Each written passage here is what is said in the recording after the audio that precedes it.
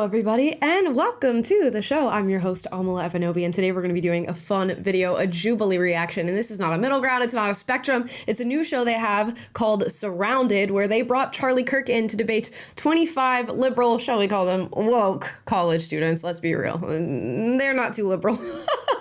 Now, interestingly enough, I was considered to be the conservative in this show, and Jubilee was like, hey, we're going to be launching this new show. We need a conservative to come and debate all these college students. But they had one other person lined up ahead of me.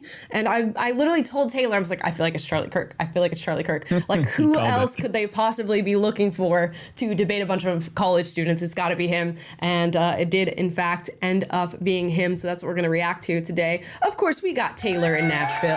Hey, well, I think it'll work out in your favor, though, because they got to have you on eventually, and hopefully they worked out some of the kinks with this format that a lot of people in the comments were a little bit critical of. But overall, I mean, 10 million people almost have watched this thing by now, so it's compelling stuff. Yeah, this is a big one indeed, and we're not gonna, waste any time. We're gonna get right into reacting to this video. We may skip a prompt because this is an hour and 30 minutes, so we'll feel it out as we go.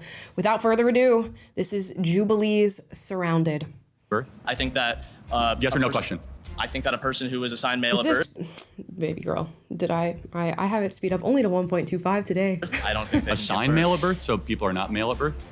I think that a person. See, your evidence that college is a scam, my friend. So what do you say in some cases women with IUDs are murderers? Of course not, they're not murderers. So what's the difference between an IUD killing a conceived zygote and like a mother going to Planned Parenthood and killing the fetus in her womb? That was actually the best point somebody made. It's not about the cells. No, it's not about. No, I'm speaking. I'm speaking. No, Kamala Harris is here. I'm speaking. I'm speaking. Speaking. No, I'm speaking. No, I'm speaking. No, I'm speaking. Want to say it one more time? No, I'm speaking. Hello, everyone. I am Charlie Kirk, founder of Turning Point USA, and I am surrounded by 20 woke college kids. Okay. My first prompt is, abortion is murder and should be illegal. Okay. Starting with a heavy hitter. Okay, now, are you not embarrassed? I could not. I'm sorry. If they did a Surrounded and they were like, hey, we're going to have one liberal and like have a bunch of conservatives debate this person, do you want to be a part of it? And you tell me I have to run to a chair in order to debate, I'm out. I'm sorry. I'm not going to be participating in that. You know how foolish and demeaning this is? They could have figured out a better system than having somebody run up to a chair to go ahead and talk. And like, the most intelligent among these people is not going to stoop to the level of running to a chair to like push other people out of the way. So you're just asking for the most like audacious, faux confident people to run up and engage with him. So we'll see how that goes. All right. Can I maybe go? Okay, hello, Hi, what's your name? Juliana. Nice to meet you. Nice to meet Can you. we get our terms right first? Yeah. Okay, abortion is the forcible ending of the viability of a being in utero, otherwise known as a fetus. Okay. Do we agree that's what abortion is? Okay, yeah. Okay, great. And then murder is the intentional taking of life, different than killing or sudden death. So murder would be the intent taking another life. Do we agree with that? Okay. Okay, and then we agree that murder in general in society should be illegal. Yeah. Okay, great. So yeah, no, I do want to preface that I'm a Catholic. Okay. So I think one really important thing that the Bible says is to not judge. And just going back to the topic, I think there's a big difference between, Look at Taylor. Taylor said, I'm like, where are you going with this? Where are you going with this? The Bible says a lot of stuff, and there's a lot of things that are, meant to be put together in broader context. And also, I don't even know that you could give me the chapter and verse that is being referred to. It's just kind of a very low resolution argument that I see incoming. So yeah, my eyebrows raise a little bit. yeah, I already know I'm not going to have fun with this one. I'm not religious. I know Charlie Kirk is very religious. Clearly, we have some, other religious folks who are going to be debating this back and forth. And honestly, when you get into like the crux of an abortion debate, it's just some people think it's fine and others don't. And that's really the heart of it. And I don't know like how much further you can go in debating like, when does a life begin? When is it ended? Is it constitute as murder? Is it self-defense? All these different things. We just, disagree on whether or not you think it's fine. And even I go like back and forth in my head over different topics that I'm sure we'll unpack in this debate as they go back and forth. But it's such an exhausting debate to watch amongst, you know, many other topics that I'm sure we'll get into today.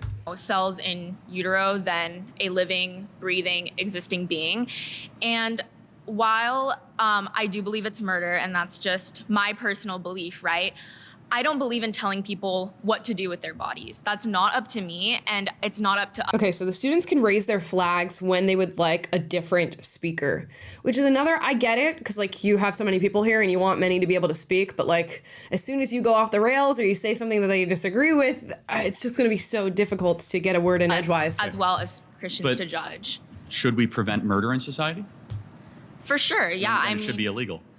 But I think that it's really different, right? Because, you know, these people aren't... You've been voted off the island, nice to honey meet you. boo. Bye.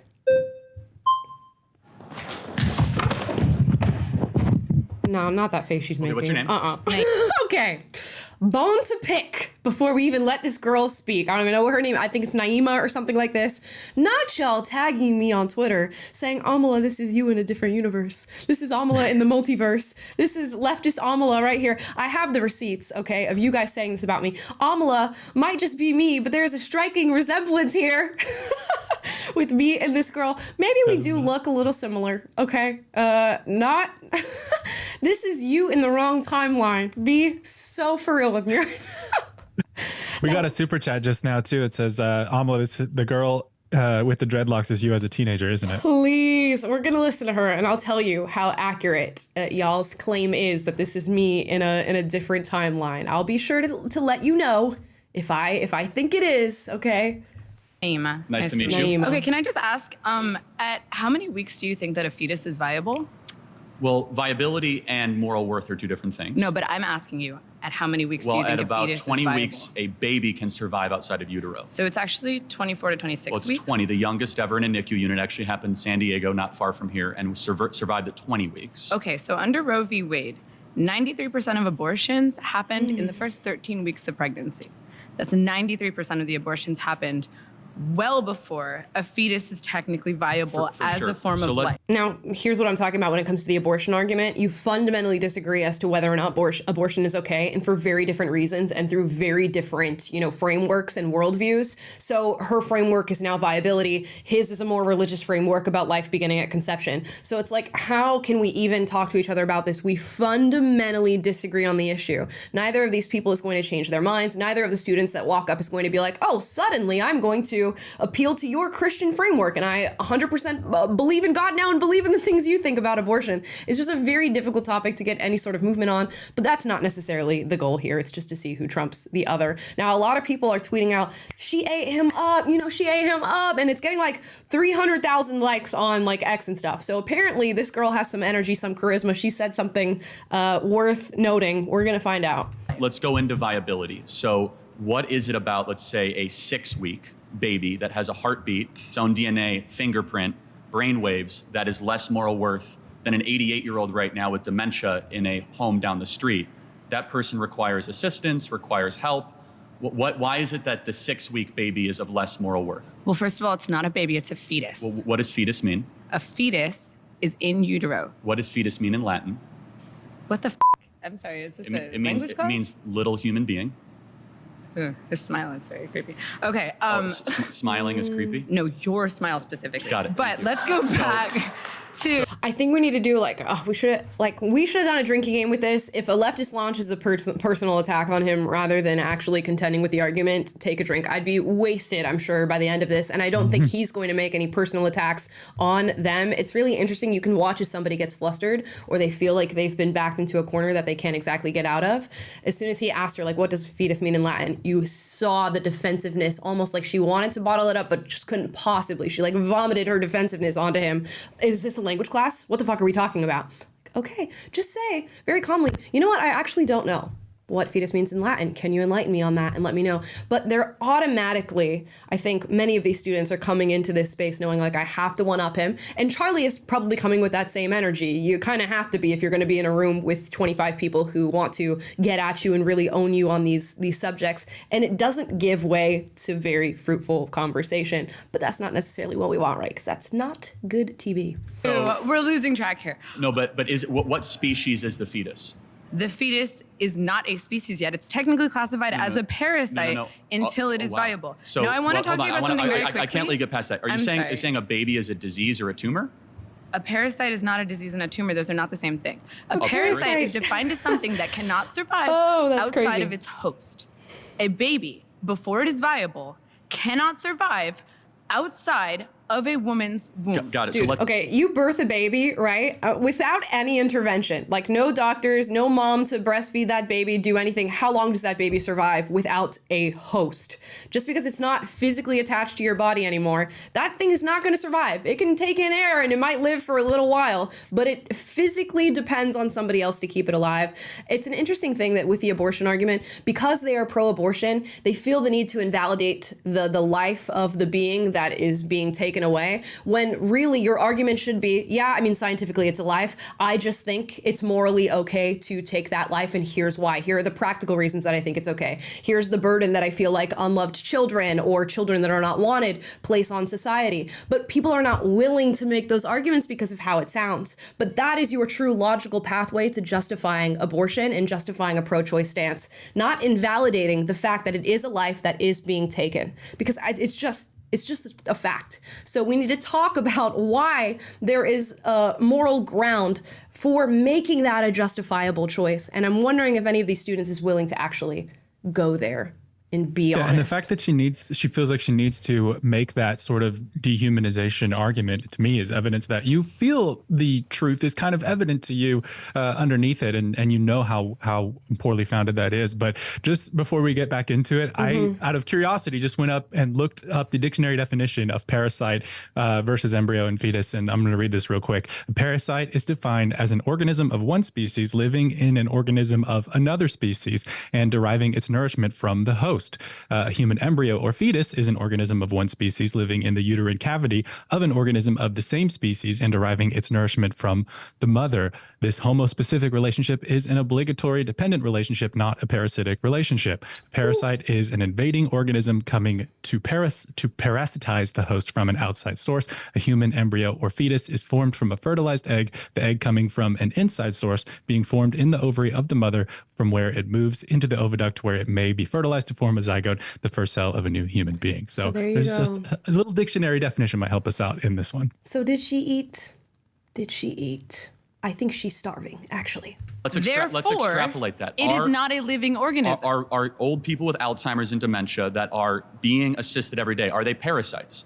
No, they're not parasites. They're human beings who are on the brink of death. Got it. So they're not going to be able to survive. My 4-month-old that requires mom's breast milk and requires daily changes and feedings cannot survive without its own. Is my 4-month-old a parasite? Your baby can breathe on its own. Your baby can drink water. For like how long, baby girl? Come on. From its mouth to its stomach. But it cannot. Your baby can eat it hunt? food. Can it gather? Can it reason? But that's not what qualifies something as being a living organism. Being a living organism simply means, can you survive outside of a womb, outside of your host? Got it. So I just want to make sure I'm clear. Why does that then equate to moral viability?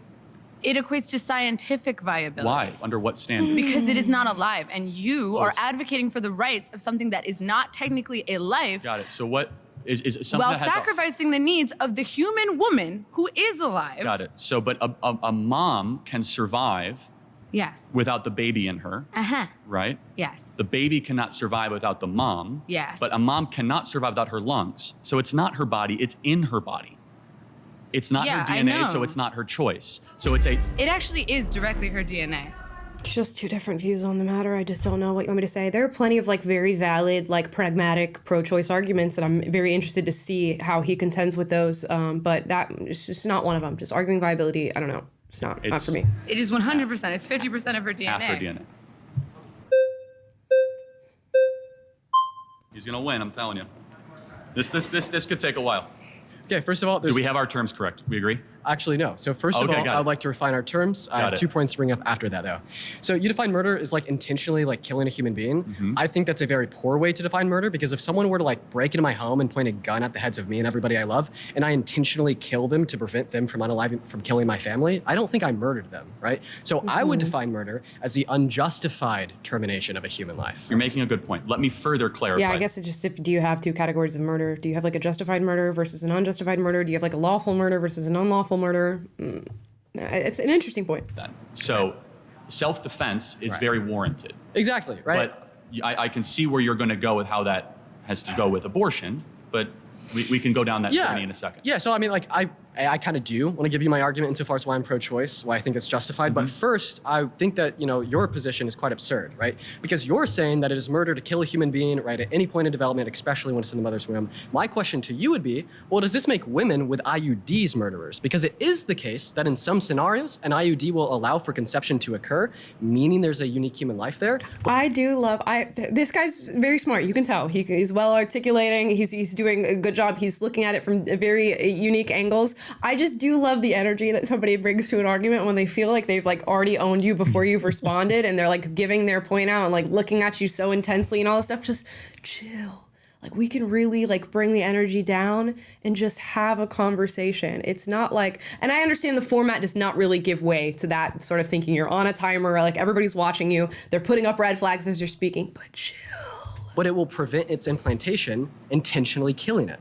Well, no, preventing implantation is not necessarily the same thing as terminating a fertilized egg. For example, if you take Plan B, again, it's not the same thing. Preventing the production of progesterone is not the same thing as terminating a being that has been fertilized. You do not know for a fact that the egg has been fertilized. You do not know that when you have an IUD. Okay, yeah, so preventing fertilization or implantation to the uterine lining is killing a conceived zygote. So what happens? A sperm goes into the egg, right? The egg becomes fertilized. It's a conceived zygote. In some cases, it will prevent the implantation of the conceived zygote, killing the conceived zygote. In some cases, correct. So what do you say in some cases, women with IUDs are murderers? Of course not, they're not murderers. We do not know for a case. That's like saying that. So what's the difference between an IUD killing a conceived zygote and like a mother going to Planned Parenthood and killing the fetus in her womb? Well, so you're asking two separate things. If they knew for certain, to be more clear, that I have a fertilized egg and I'm going to take a drug to prevent that fertilized egg from attaching to their uterine wall, then yes, that is an act of killing or murder, of course. So then this is the other thing that we get into with the abortion argument. It's like, if you take a strong stance on abortion, people have to find like a specific instance where your stance no longer holds water. And then people like are trying to like defend and safeguard themselves of like, oh no, actually, I don't think that's okay. So then I guess an IUD is murder. And then I think just be like, you know what? There's some things that, you know, we're going to feel okay with and some things we're not going to feel okay with. When I'm like listening to abortion arguments, I'll tell you the ones that I am more sympathetic to. When people are saying, I want to get rid of IVF, I'm like, oh, I don't know that I would want to get rid of IVF. There's plenty of couples that need in vitro fertilization and, you know, want to create kids. And yeah, that can lead to like a sperm meeting an egg and then that having to be destroyed. That's just like a fact of the matter. And that's something that, you know, when I hear about it, I'm sympathetic to that. Rape, incest, actual instances of forced pregnancy. I'm like, you know what? I'm sympathetic to that. I will definitely hear out arguments in that case. And I think maybe Charlie is on that same. I don't think he's on that for his like own personal choice or like if anybody in his family had that, but I think he's like open to states that have exceptions for those things. And then, you know, since Roe v. Wade has been overturned and it comes down to the state, if I live in a state that says, yeah, you know, abortion's okay, and that is the way that the majority of people stand on the issue, hey, you know, it's not a choice that I'm personally going to make for myself, but it's down to the states, and the states made the choice. I don't know, like, what else you're gonna do about it, you know, at the end of the day. So we try to like catch each other on like what about this one instance in 1965 where a woman took Plan B and she actually had a sperm had met the egg and that was destroyed and she technically had an abortion. Should she go to prison? It's like, dude, do we really need to be going through this right now? I guess we can talk about it. Okay, so do you think all murderers should go to jail? Do I think all murderers should go to jail? I mean, on third degree murder. However, no, I don't think women that got abortions or had IUDs should go to jail, because I think that they have been deceived by mass culture and mass propaganda. Secondly, the people who should go to jail are the abortionists, who are the ones that have been putting the abortion pill, the ones that have been doing procedures, the ones that have been going into the third trimester and breaking babies' backs and inserting them with syringes while the babies are crying and suffocating, being born alive, and then being dead on the operating table. Okay. That is who should go to jail. Oh. That was actually the best point somebody made. Good old handshake. I know. It's good. That's nice. Okay, whenever I'm talking about this discussion, I always go to the question of what about in the case of the mother when her life is in danger? Because oh yeah, that's one I forgot to mention. Yeah, cases of medical just afflictions and things like that. I'm a big believer. I don't know. I'm still iffy on if I think it's or if it's murder or not. But even so, I mean, I don't want to say murder is justified. Guys, wait, let me just get this one point and then you can vote me out. Give me 1 second. Say the mother gets pregnant and she knows that if she gives birth, she's going to die. She has some kind of health complication. Then what do you do in that case? Cesarean section. I don't know what that means. It's a C-section. They do an insert. Guys, wait, hold on. Just give me 1 second. They go right below the belly button and they deliver the baby. And after she doesn't have to give birth. It's technically birth, but it's much safer. So that's actually safer than an abortion procedure. I mean, yeah, it's an option for some medical cases. It's not going to be an option for all. And then some women might be too vulnerable to undergo surgery, and that's a whole other thing. So I get what the point she's making, and I get the point that he's making. Sorry, Lily.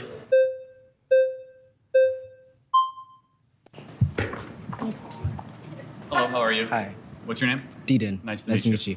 I would say with abortion, I think it's very complicated, but I think the issue that I have primarily with your stance of being pro-life, that there's no nuance.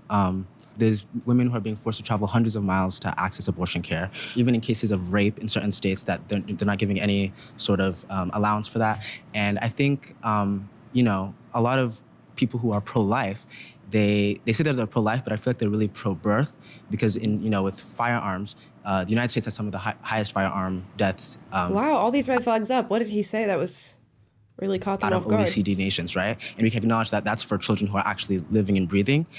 So I feel like abortion, while yeah, it is, I can definitely see your point. I just think that it should be allowed in some circumstances. Okay. Yeah. Great. I'm happy to get into the gun violence stuff later, but I want to really stay focused on abortion. Right. You can say you see my point. Can you see the world also where, since we know it's a human life, that it should be illegal since we don't allow murder in our society? Well, that's where I have an issue, because abortion is not being done willy-nilly. It's like the life of the mother is always. How many abortions do you think we have every day in America? Just guess. I'm not sure. Guess. I'm honestly not sure. Maybe, I don't know, 1,000? 4,000 a day. So 1,000. It is kind of willy-nilly. We have 1.6. Sorry.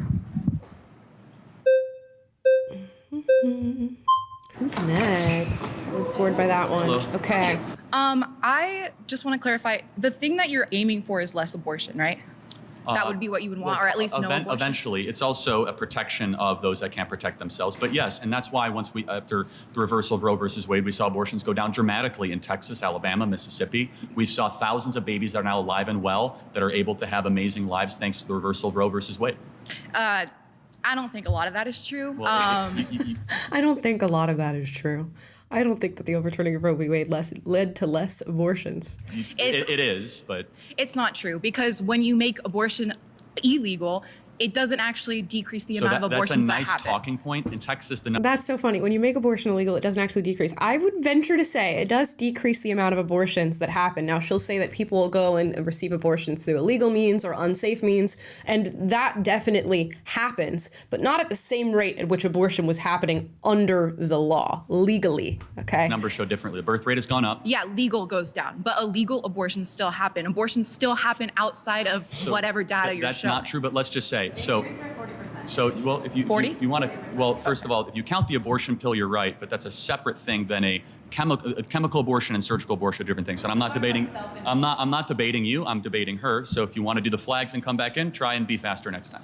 So let me ask you this. So the question is, we should try to limit unjust suffering of human beings, right? Sure. Okay, that's my position, is that there's unjust suffering of anywhere between 1.4 to 1.6 million abortions a year of human beings that are being massacred in the womb. And so that's not a women's rights issue, that's not a men's rights issue, that's just a human rights issue. Okay, the best way to decrease abortions happening is proper sex education. Limiting abortion and making abortion illegal does not actually decrease the amount of abortions that happen. So what is your evidence? Well, it does.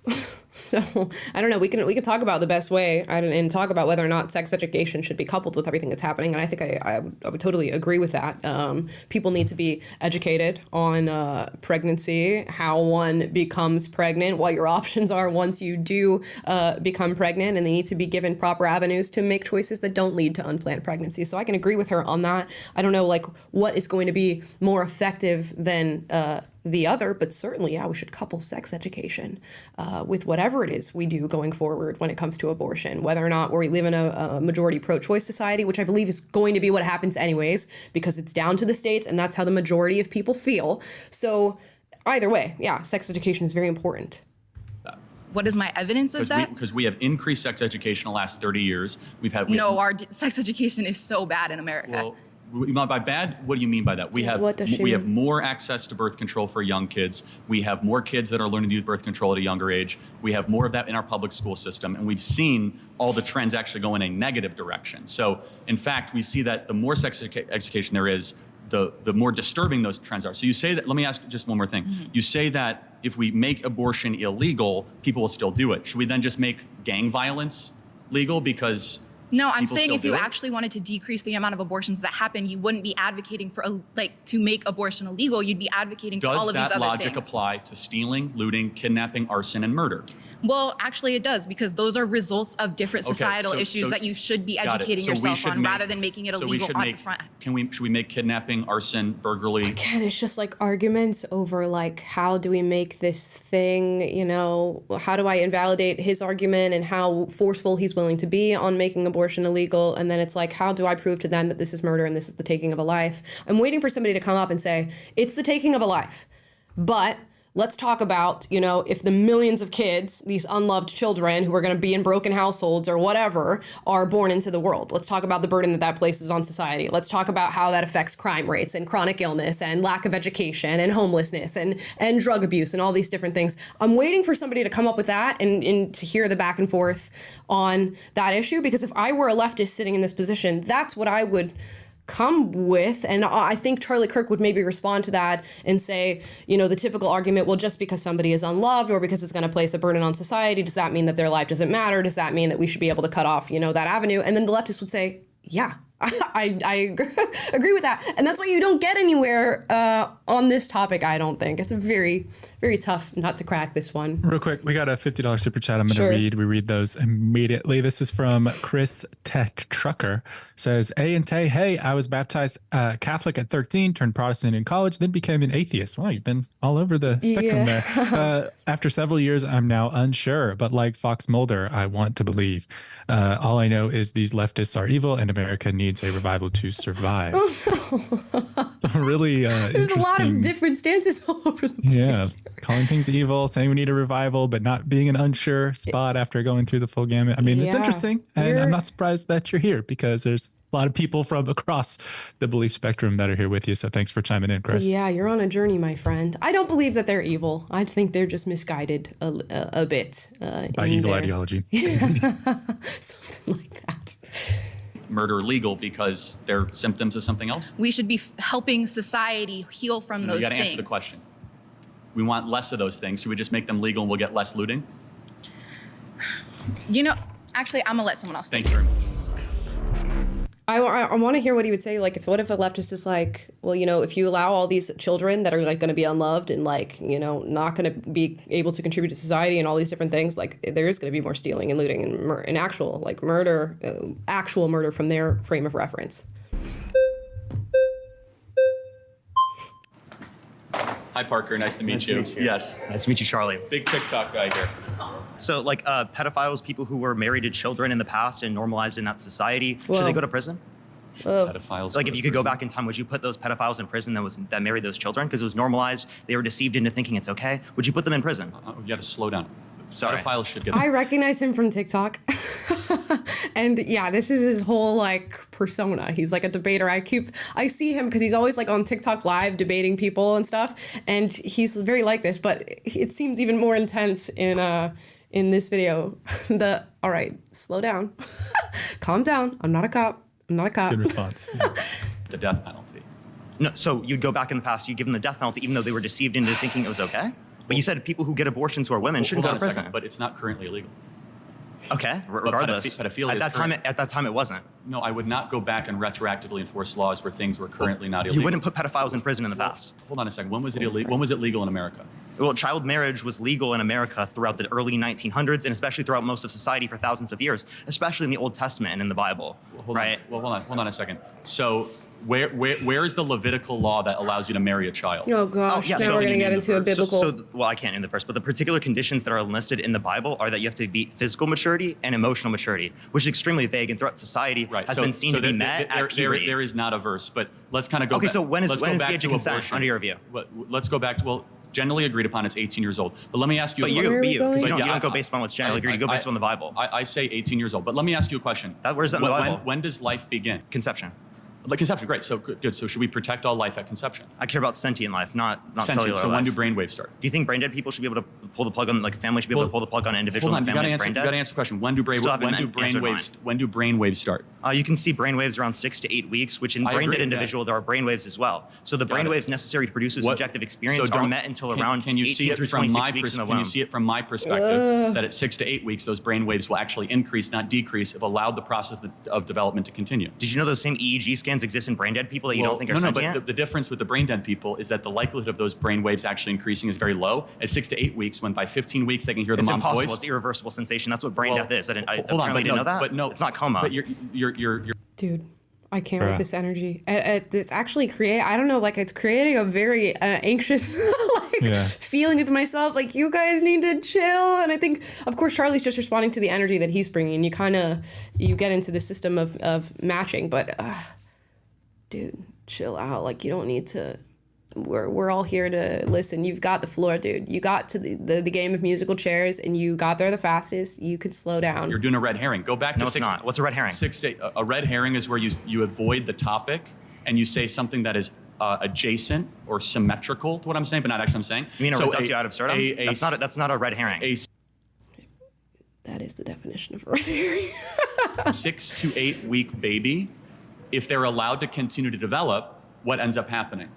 At a certain point, it will become a sentient being in the future. The same way that if I keep engaging in sex with my girlfriend, there'll be a baby in the future. Yet I don't care about the unless sperm. you're infertile, which we don't know. But let's see the process of development, right? You didn't need to say that, unless you're infertile, which we don't know. I don't know why you would say that. So personal attack on his point. He's now even from the girl making fun of the way that he looks. But yeah, this energy, not good. And the people around him like, oh, he's eating Charlie out. Oh my God, we're just waiting for our TikTok e-boy to like get in there. It's just like, I see a lot of people echoing this sentiment in the comments, like interrupting somebody and like fast talking over them, which is what a lot of people do in this space, is not winning. Give it space. Like, if the truth is on your side, if the argument is on your side, you should be so chill. You should have such a calm demeanor in expressing that to somebody, because if the truth is on your side, the truth is on your side. Right?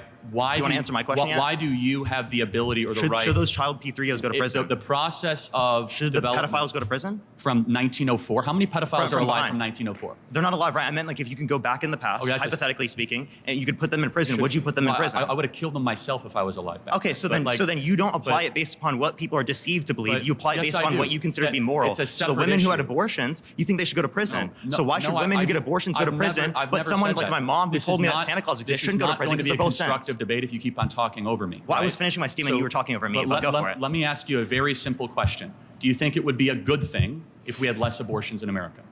It depends on the context. Like, are the abortions prior to sentience?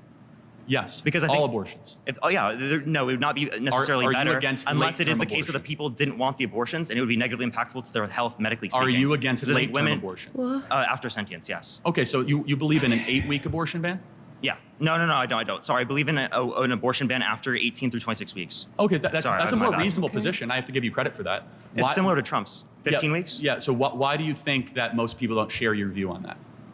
Well, people just don't really know what sentience is. There's not a lot of conversation about abortion, and these conversations are very difficult. Like they're conceptually hard to go through. Dude, you're making this conversation difficult, buddy. You're making this real difficult. But okay, he's just said something that is I think a pretty reasonable response as far as like a liberal versus a conservative. He's saying 18 weeks on, that's when I think the cutoff should be.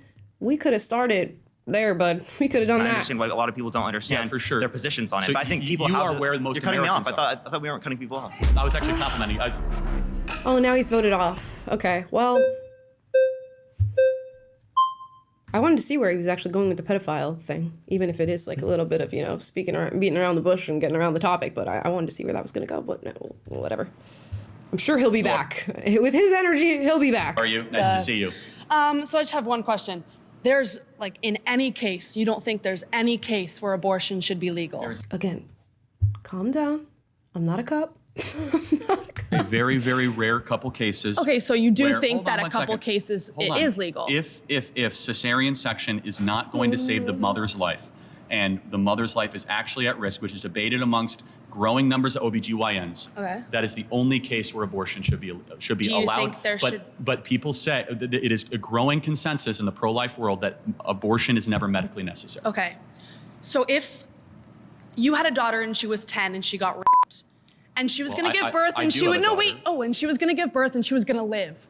Would you want her to go through that and carry her baby? That's awfully graphic. But it's a real life scenario that happens to many people. The answer is, it's not necessarily wrong to be asking this question and to be putting him in the mindset of thinking through this hypothetical. That is okay. It's the energy that she's bringing to asking the question that makes it a little bit more malicious than it needs to be. We can say, like, I want to talk about like these very vulnerable young women who find themselves in a situation of actual forced pregnancy. You have a daughter. How would you handle that situation within your own family? It doesn't mean like, what if your daughter was raped at 10 years old? Chill, because it sounds like you want it. Like, it sounds like you actually want this situation to befall me with the energy that you're bringing. Yes, the baby would be delivered.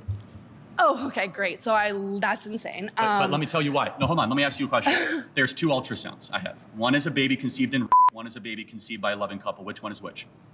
Your daughter was probably hopefully conceived by a somewhat loving couple. Which person here was conceived by rape? Tell me which one was conceived by rape. You don't know. Exactly, because it's all human rights and it's all But human that beings. doesn't matter. So it's about your daughter who has to give birth to it and is going to be tortured by that for the rest of her life. That's going to take away every freedom she's ever going to have. That's going to ruin her life. She's going to grow up and she's going to be attached to another thing. The point is how you were conceived is irrelevant to what human rights you get. Hold on one second. If a person conceived in walks down the side of the street, it's not like they don't get First Amendment rights or Second Amendment rights. It's not about that person. The worst thing to do to the daughter is to then say, hey, we're going to go murder the being inside of you.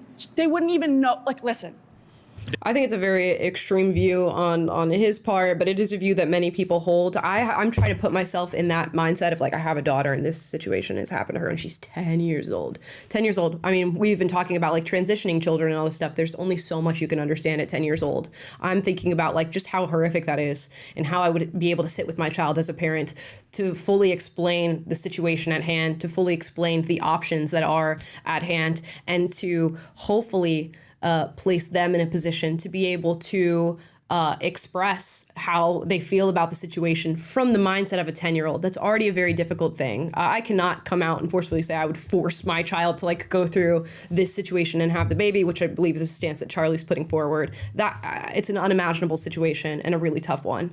And if my 10-year-old was like was advocating like, you know what, I cannot go through this, I don't want to be pregnant, I would have to hear that out. It's like it's a ridiculous thing to happen to somebody. And that's what happens with these abortion conversations is like we leave out the like, 90-something% of people who are not in the situation of like rape, incest, actual forced pregnancy. And then we veer off to like this small percentage of like a 13-year-old who got raped at school and is now pregnant, which we need to hear that out all day and talk about those situations and talk about the options for children that go through an unimaginable amount of trauma when that situation befalls them. But also let's talk about like the 97% of people who are just getting an abortion because they, you know, had a little bit of reckless sex and ended up with an unplanned pregnancy.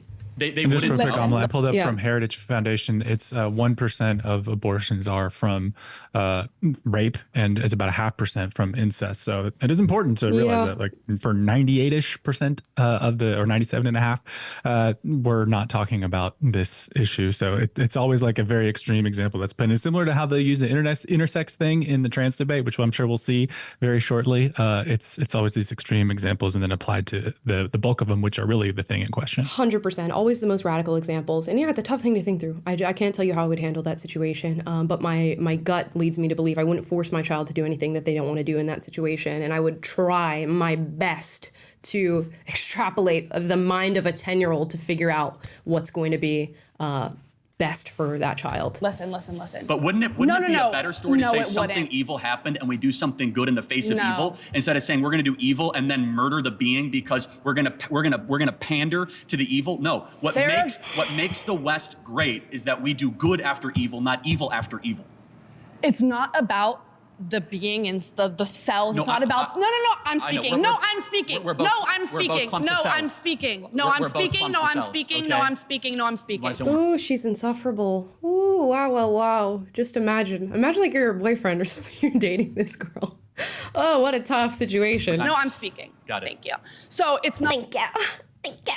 I'm not talking about that. I'm talking about I the know you person. don't care about No, I'm talking about the person who is dealing with the pregnancy. I am not talking about the cells. I don't the care. cells. No, listen.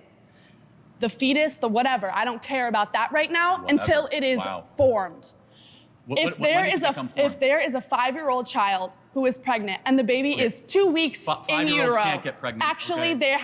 they have given birth. There is 5-year-olds have given pregnant. There I is stand one. corrected. There is one recorded case of a. Let's see. Lena Medini of Peru gave birth via C-section at 5 years old. So talk about a radical and extreme example. But hey, it happened. Gave birth. Is that common? Yes, it's common. 5-year-olds get sometimes, and it's, if they get pregnant, 5-year-olds I think they should be able to have medical access to something that could save not only just their life, but like their livelihood. How many? I'm curious. How I many? hope your daughter lives a very happy life and gets away from you.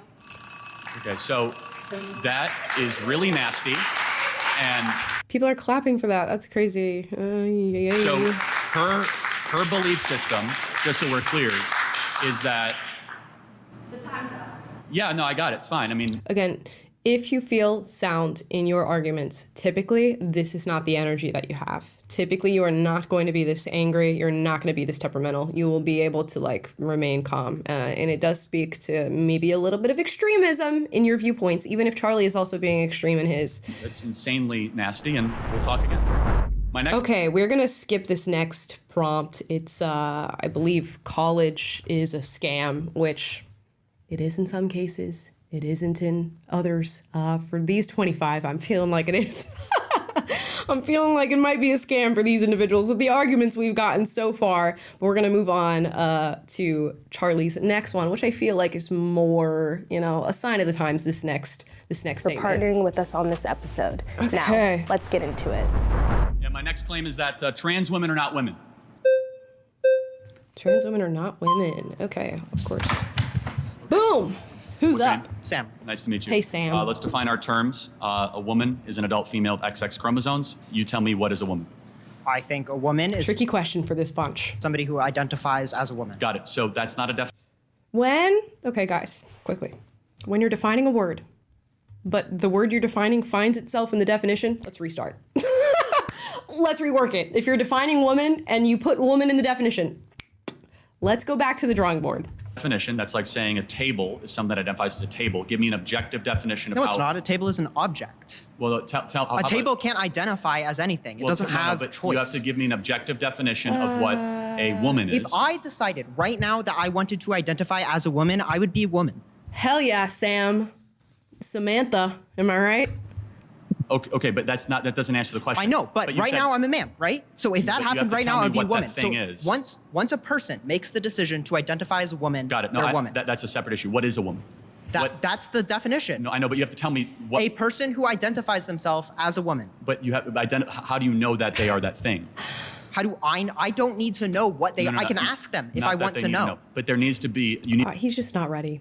He's not ready for this one. Put the flags up. Come on, let's get him. Let's vote him off the island. To tell me what that thing is, though. Somebody who. Okay, sorry, we're not getting anywhere. We're not getting anywhere. Well, no, it's important because it's like saying a giraffe is a thing that looks like a giraffe, or a coyote is a thing that looks like a coyote. It's called circular reasoning. You have to give me a actual definition. I don't have to. I did give you a definition. No. You said that a woman is something that thinks they're a woman. That doesn't give me a definition. That's simply. What would you consider a definition then? An adult female with XX No. chromosomes. I mean, like, what makes that a definition? Oh no. Okay, poor guy. That we don't need to say anything. Move on. What's up? Oh. Hello. He was there first, but give the seat to the lady. That would be the leftist in you operating. Hi. Juliana? Juliana, I remember, yeah. Okay. I don't necessarily think that you can define a woman just by her chromosomes. Women are so much more than that. They come in a variety of shapes, sizes, colors. Hell yeah. And I don't necessarily think that you can count out somebody who's trans just because they don't have a certain set of chromosomes. There are also people who are born, I'm drawing a blank. Okay. Intersex? Yes. So XXY or YYX? Or just, or like sure. X0 with nothing. So natural mutations upon the binary, essentially, right? Yes. So, but they don't have both sex organs that both operate, right? Yeah, but that also I don't think necessarily works, right? Because if it's X, one just is more X, dominant and than there's the other. So you're either more male or more female, right? So you might have both a penis and a vagina, but there's never been a case of someone who can impregnate themselves. Okay. I also don't necessarily think that works for this situation, but I also want to say that one of my best friends is trans, and I would say that she's more of a woman than I am. Love that. What does that mean? What does it mean she's more of a woman than you are? Now, this is just virtue signaling. That was a virtue signaling statement. She needed to position herself as somebody who is knowledgeable on the topic. So I have a best friend who is trans. That accomplishes that. She is more of a woman than I am. Couldn't be more of a false statement, but it makes her feel good to say that. And you'll hear a lot of women do this, particularly on the subject of like transness, or they'll say like trans women are more women than we are, or they're more feminine than I will ever be, or like some trans women, play out femininity more than I ever could. And it comes off as like a virtuous thing to say, but it's actually them feeding their own egos. They get to be a morally good person while also uplifting somebody who is in no way an actual threat to them as a woman, because they are not a woman. And women do this all the time. They'll pick the most like vulnerable of their group, their most downtrodden of their group, the least threatening, least intimidating person in their group, and really like hype them up like, yes, queen, you're so gorgeous, you're so this, you're so intelligent, blah, blah, blah. It gives me a sense of moral superiority because I'm so good to bestow this like positive energy upon you, but you're also never going to be in a position to threaten me in any way, shape, or form. And you'll see a lot of leftist women do this specifically with trans women because it achieves two things at the same time. Guaranteed, your trans friend is not more of a woman than you are. Not scientifically, not logically. There's just in no world is the person more of a woman than you are. I think that women define themselves by multiple things, not just their sex organs. If somebody asked me who I was as a woman, I would not say I have a vagina. Totally fair. I would. No, I think you said something smart. So you said that person is more of a woman than you are. Therefore, you're grading off a definition of something accomplishes womanhood. What is that? Yep. I think that's the thing too. And I do think that gets a little complicated, right? Because there are social norms for a gender, but I do think we try to break that, right? No, for sure. But you said that specific friend is more of a woman than you are. Why? I think she's a better person than me. I think she lives life. So women are better people? Right. She's a better woman than I am. I'm not saying women are better people. But what makes a woman a woman? Because you said she's more of a woman than you are. So I want to know what that definition is. Right, okay. I'm going to let somebody else go. That's all good. That's the thing. I can't answer that question. I'll let somebody else go. That is totally fair. You didn't know exactly what you were saying. You led with the feeling that you have towards that individual, and it didn't end up working out as a logical argument, and that's fine. Thank you.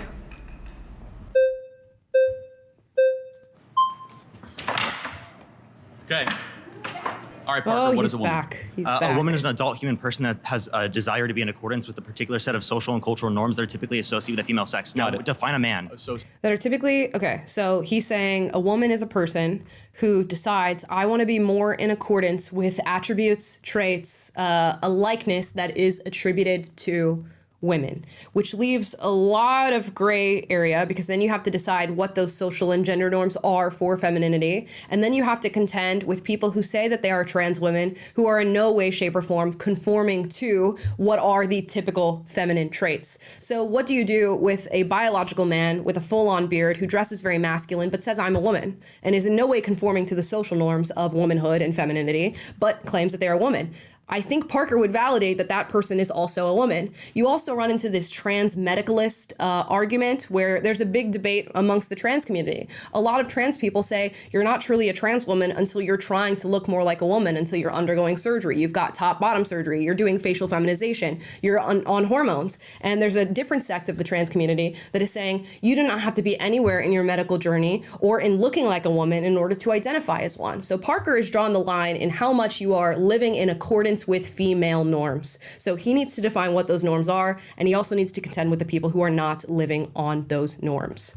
Define a man. You're looking at one, XY chromosomes in a Okay, but does God the Father have XY chromosomes prior to incarnation? We literally have a religion. Back to Bible, which is going to get you nowhere because so many people are not operating through that framework, including myself, but he's a father and he's he/him, but he's not a man? We have a religious Wait, so a man is someone with XY chromosomes, but he doesn't have XY chromosomes, yet he's still a man, and he still uses preferred pronouns? It's actually very interesting. In the original Hebrew, Adonai, do you know what Adonai is? It's the Hebrew word for God. It's actually genderless, but in the scriptures, they use he, right? And they use the masculine.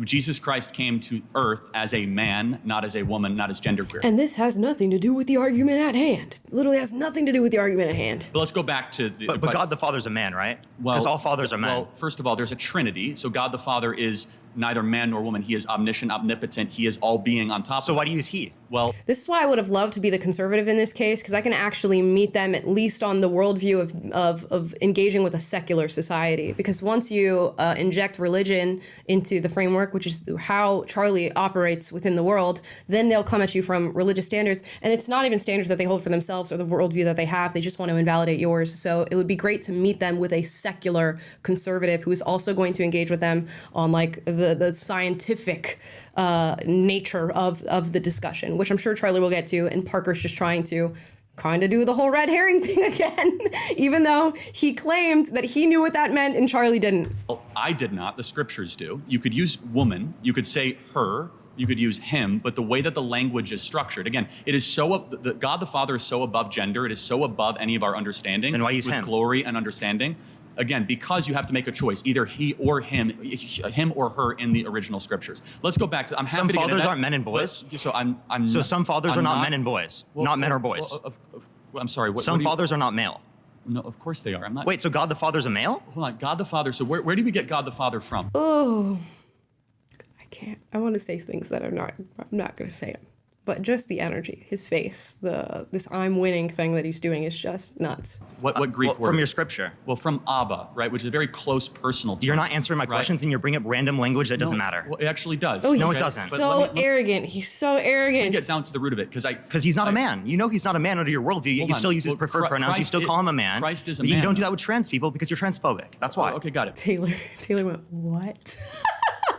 Using God's preferred pronouns. Preferred pronouns is like a neologism, a new word, a new idea about language that has been introduced in the last, I don't know, mainstream 5 years or so. And you're projecting that onto the writing of scripture and the way that Hebrews is translated in it. It's just silly. Which is what they do. And they did this with the abortion argument. They're not actually going head to head with your argument or your view on, life and abortion itself and whether or not it's a pragmatic solution to the world's problems.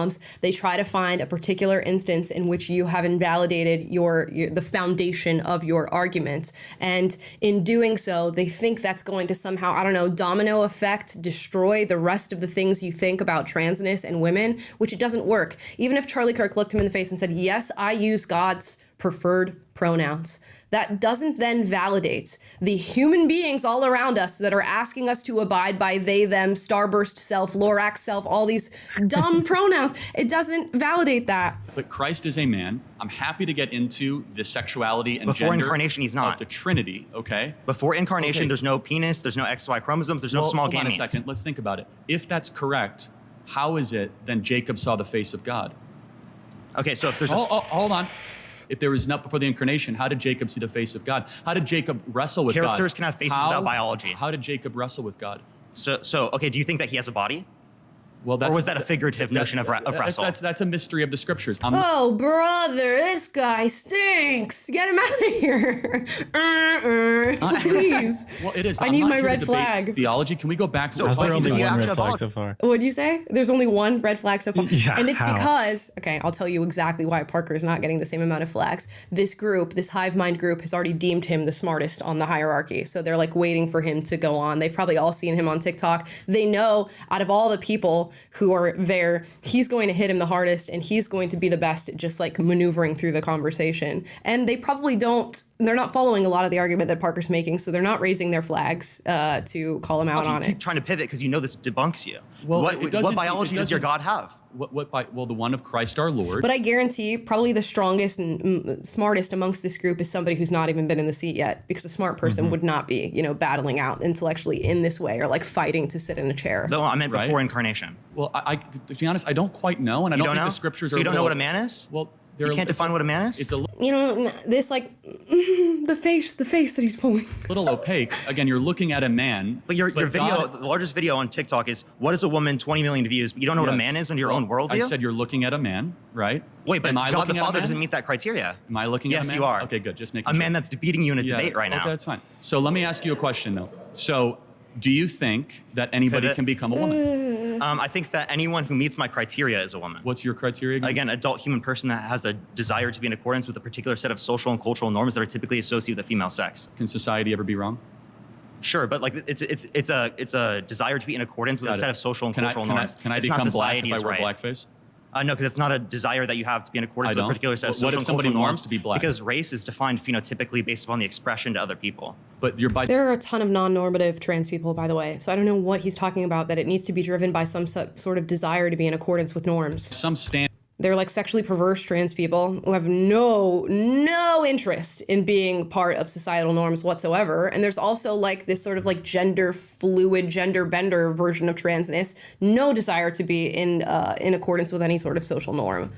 And then of course the people who just don't adhere to femininity in any single way, but are referring to themselves as trans, these sort of self-identified trans people, which is another issue that has not yet been brought up. Judging that. Do you think there's a phenotypical expression of someone who's white and someone who's black? Like I see you're white because of your phenotypical expression. Right. So, but do you think, but Rachel Dolezal that said she is black and culturally black, is she black? Does she have phenotypically characteristics we would associate Define with people phenotypical. I'm not sure what that word means. It's going to be the expression. So of melanin content, one skin. Yes. Okay. So she could pass as a black person.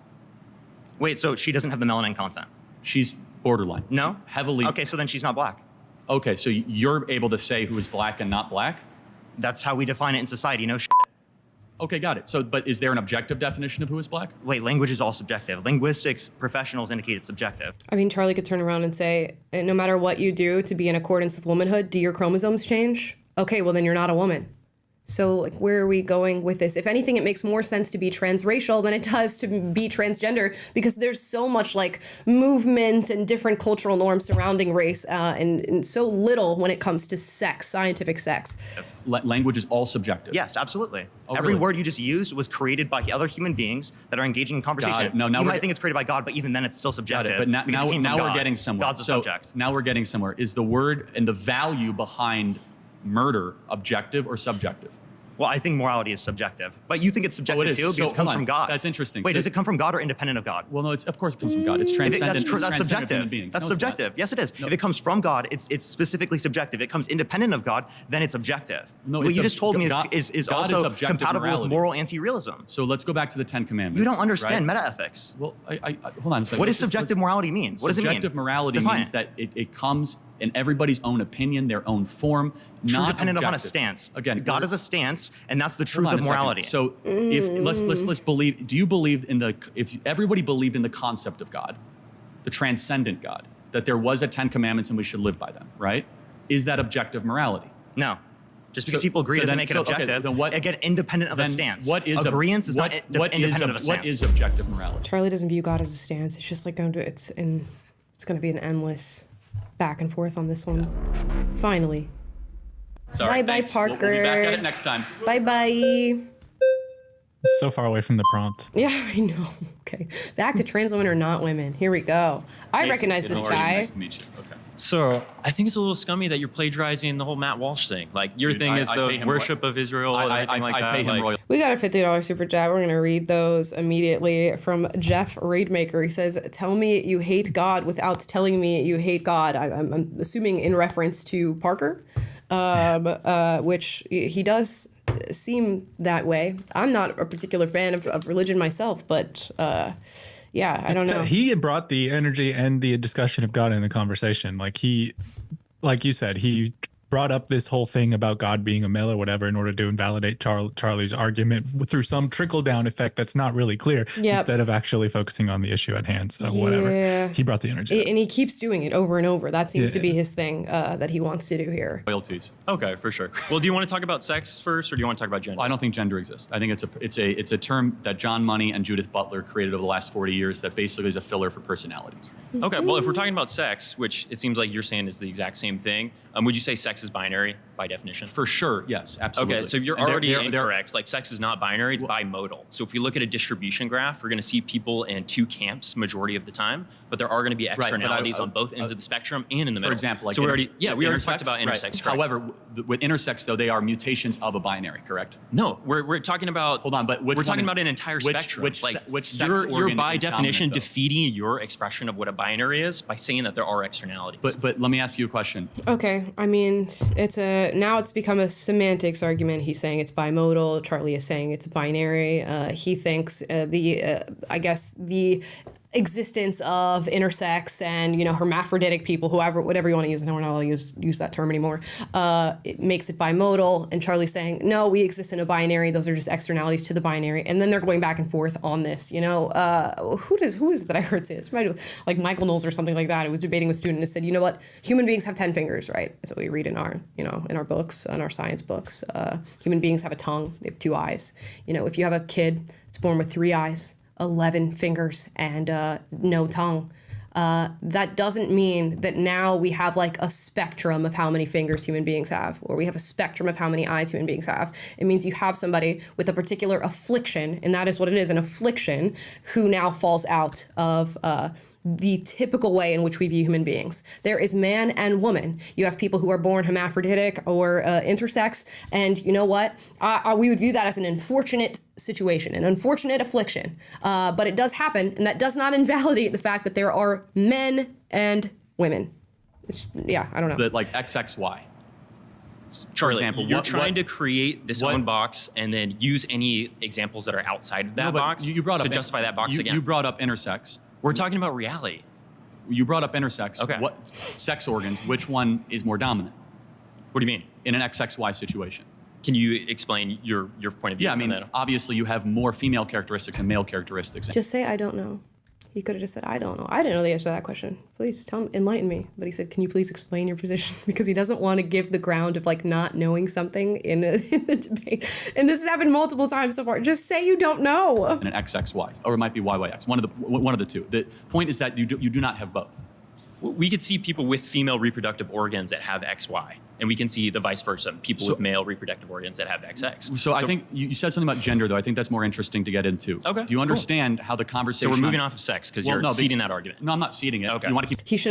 They should have played that through. Charlie should have played that through. He did do a little, let's move on to another topic thing there. Definitely. Going into it? We can, if you'd like. Okay, so besides male and female. Okay, now he's abiding and going back into it. There we go. Categories exist.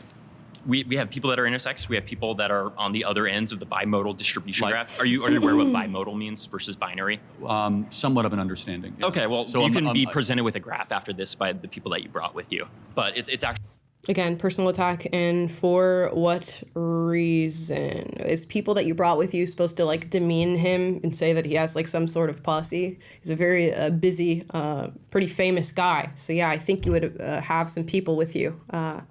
Make that make sense. Actually, so just like constantly going to condescending type talk is not going to be fruitful. I'm just trying to match your energy with the people that you treated that were trying to have a conversation. Got it. So who did he treat poorly? Who did not treat him poorly first? Please enlighten me on that. Trans women are not women. Do you agree with that? I would say that trans women are women because people that exist under the category of women, people that exist under the category of men are still human. Got it. So that category, how is that defined? Well, I wouldn't limit it to things like genitals or things like chromosomes, which it seems like you want to do. What type of genitals would you say I have since you're so obsessed with genitals? I'm not obsessed with genitals, but I could do a blood sampling right now and I could see exactly what you are because every single one of your trillions of cells are either coded with XX or XY. No matter. Also, let's not mess around. You probably have a penis. I'm gonna be straight up with that. And if you don't have one, you've managed to conform to the look of somebody that typically would. It's like you're not gonna one up somebody with this argument. How much surgery or whatever. I think that you are a man, but you could fool me. You could take hormones. You could play camouflage. Like I could fool you to be Hispanic if I had the right Hollywood makeup director. That doesn't mean that you are the thing, though. But you're going from an objective biological perspective, which we've already talked about with sex. I'm talking about a social construct or a social utility. Yeah. So like if we were at a restaurant, right? I'm sitting down you're a man, and I'm sitting down at the table, and you're telling the waiter, "Hey, I want to go sit with blank." What would you use? With you? He doesn't know my name. Yeah. Well, so I'm sitting over there. That guy. Yeah. Yes, correct. That guy. You're going to typically use he or him, or you're going to say that guy, like you just said. Correct. Because you're ascribing the male gender to me based on my performative characteristics. I say I could be an error. Maybe you are a biological woman. And then you'd correct yourself, right? That take maybe not. So that's what that is exactly what we're trying to say. So the question is that do you think that womanhood can then be assumed just through costume design? It's not costume design. What is it? It's performative social characteristics. So you. It's not a costume. It's performative. I'm not acting. I'm performing. That is too funny. And it's so funny because like the very nature of something being performative signals to me that it's inauthentic. So it is not in accordance with who you actually are as a person. It is a persona. You are performing for me. And the trans community and people who defend this sort of ideology say, I'm just being authentic. I'm just being who I truly am deep down. No, you are performing.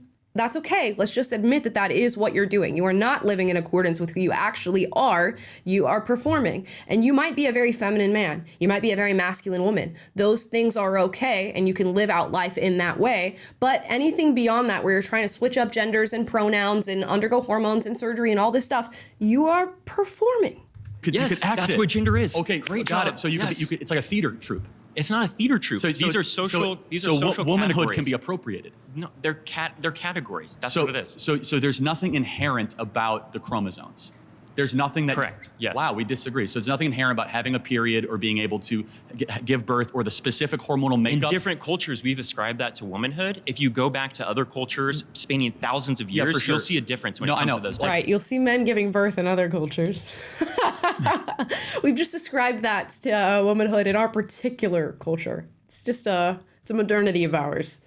For example, the Mayans had plenty of people that were schizophrenic, right? So that means nothing to me, right? Okay, so, we have people that say they're hearing things from God. Would you say that's schizophrenic? Well, not necessarily. Always back to the Bible, which is why you should have got a secular person for this one, buddy. Built Western civilization and common law and due process and individual rights. I just wanted to hear that defense of the unborn and the greatest civilization ever. You know, that voice from God happened to build the greatest nation ever to exist in the history of the world. That's fine. I think the Mayans would say the same thing. That's the problem with presuppositional arguments. Yeah, let's go down. Is that you could say anything. Can we go visit? I mean, God's telling me right now that you're a fish.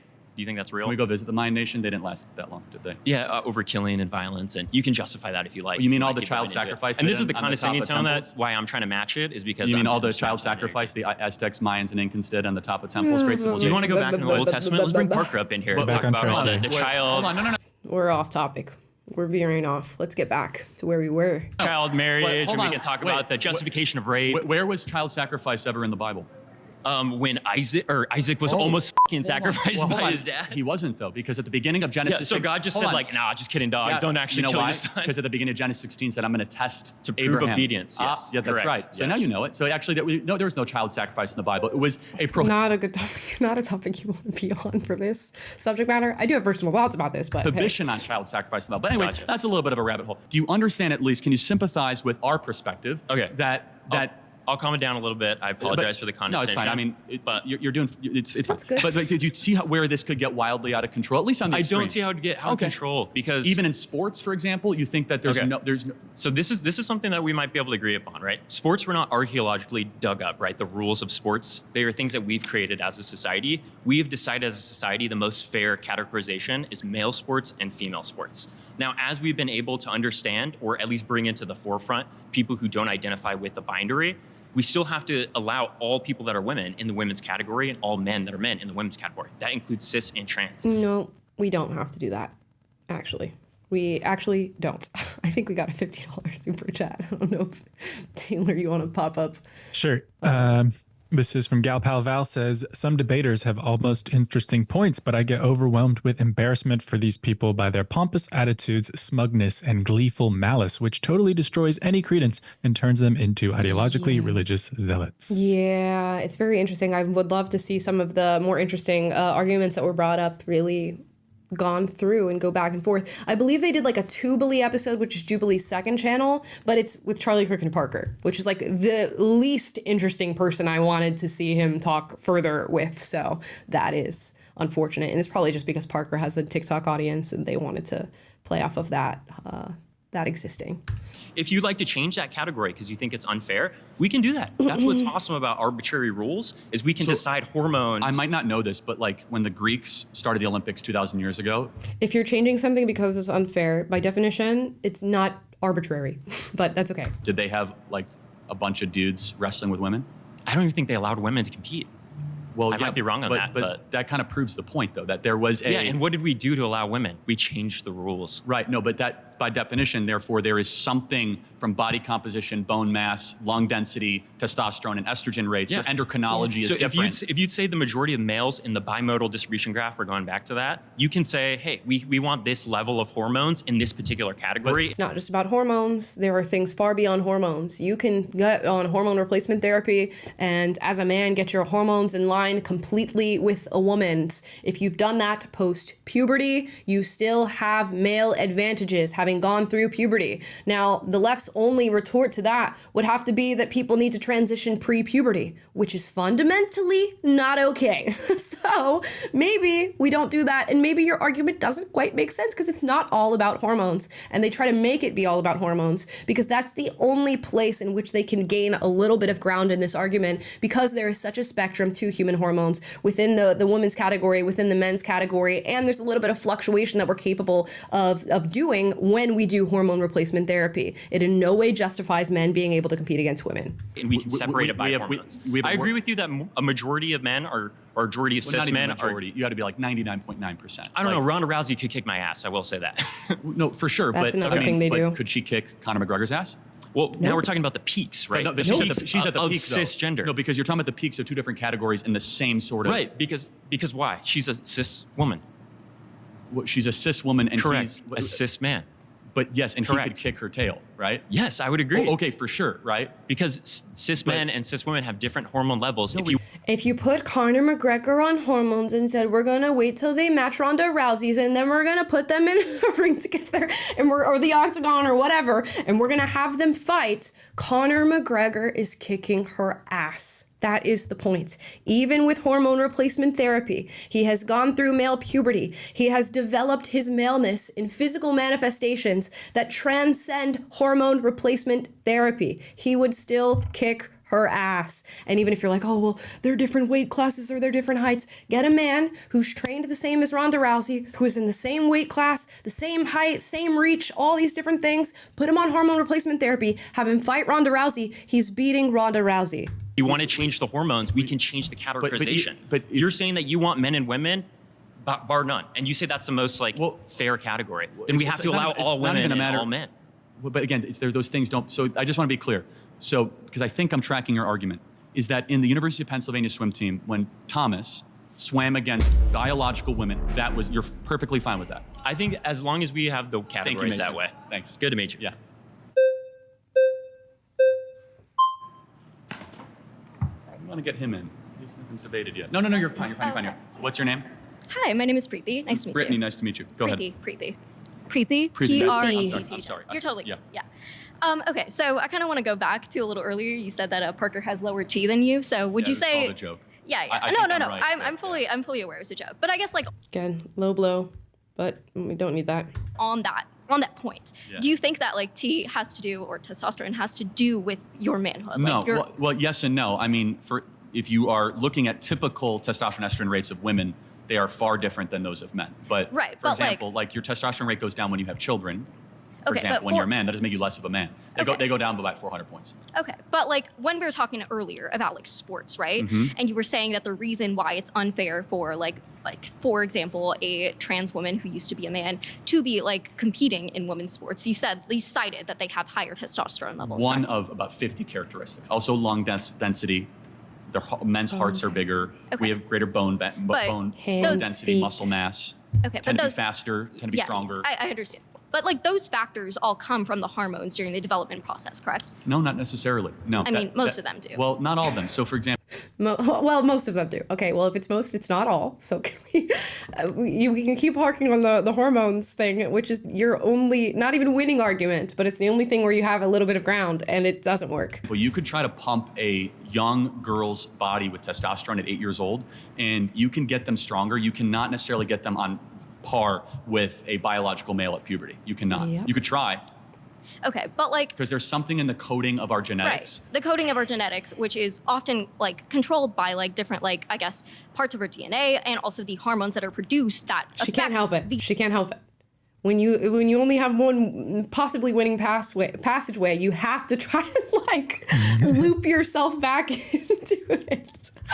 The effective But coding. It's like a game of Snake, literally. We're more than endocrinology, but it's a big part. Because, for example, if you just give a kid testosterone, that doesn't even get them close to becoming a male, or estrogen giving them a female. Okay. They might get characteristics that are close to that. Right. Okay. But it doesn't. For example, but I mean, let me- like, there's no perfect image of But- like this is what a female looks like. This is what a male looks No, like. but Like we for all get example- our No, of periods course at different not. ages. Some of us like, and also like for example, like there are many circumstances where womanhood is just not one thing, right? It's a multitude of experiences that. Yes, women get their periods at different ages. You know who never gets their period? Men. Even the ones that raise their hand and say they're a woman. Periods never coming, buddy. Sure. Every single Can you define what womanhood is? That's an interesting question for you. Well, no, I can't define what womanhood is. And the reason why is because it's something that's an individual experience for every single person, right? Like my experiences, what I have experienced throughout my life is not going to be the same as another woman who may have grown up in a different We have environment. disagreement, but not clarity. I say that being Yeah. a woman or womanhood is an objective thing. Right. But It's objective outside of one's own opinions or experiences. So, but are we at the point where we're discussing where this is like not something based on your chromosomes, but something maybe based on a construct? Well, no, it also can be objectively witnessed in empirical ways, in biological ways, in scientific ways. Okay. So to clarify, we're still discussing whether womanhood is on chromosomes or not. If you'd like to discuss that, it's deeper Like- than just chromosomes. but Right, yes. right. I'm just trying to for like define exactly. For example, where this if we debate look is at right SPECT scans or brain scans of men and women, 98% of the time, artificial intelligence can tell you which one is the men and which one is the female. Okay. So But- our different parts of our brains fire. So Okay. for So- men, for example, our amygdalas are not as high working as women. You know what amygdala is the threat assessment part of So your brain. obviously, like your birth, so there's a difference between the concept or what sex is, which is a biological aspect, and what gender is, which is sure. a social construct. I right? reject gender completely as a different word. It's really Okay, so personality. that's where the debate is. Yes. Is the existence of gender. Yes, because what you refer to as gender and saying women can be women is just people taking on specific traits that they feel like are attributed to femininity, whatever they may be, all across the spectrum, which means it's more about your personality and how you want to represent yourself within society than it has anything to do with actual sex or this socially constructed gender thing that have now been talking about for, I don't know, a few years now, really. Not something that's, really stood the test of time, although they'll say there's a two-spirit this and my and that. Gender means personality. Okay. I don't doubt that biological men might How have would you feminine how would you type define characteristics. race on that point? How would I define How would you race? define race? Well, race is a very difficult topic. Okay, because I think that it's a really important thing to discuss when it comes here's to the thing, terms of if this. I draw blood, Is it ethnic lines? if you have a blood sample of a black individual and a white individual, I can't tell you which one is which. If I have a blood sample of a man and a woman, I can tell you which one is which, just by running very simple elementary blood tests. So, for example, if there was a Hispanic or a white, there is no difference in the genetic is it? coding. There just isn't. Why We is don't it see- important that someone's okay. My next claim is that Kamala Harris is a DEI candidate. This should be open and shut, this case. Okay. Open and shut. I don't even need to lead with my reasons why this is absolutely true. I'm sure he'll do the work for us on that one.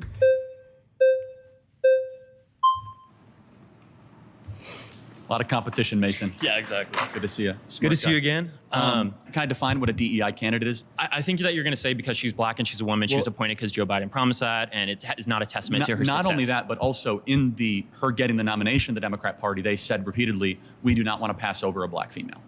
Okay. So just those two things, but the first one is stronger. You're right. Joe Biden said, I'm going to put on my vice presidency a black female. Right. So his criteria was, and that was like Karen Bass and Kamala Harris. Okay. So she was not chosen because of her intellect or her accomplishments or because of any of that. It was because she happened to fit a couple boxes. In fact, Amy Klobuchar, the vetting at the time was that Amy Klobuchar would have been a better VP, and Kamala ended up getting it. So it's just a statement of fact that she is there not because of her brilliance or accomplishments, but because of her ethnicity.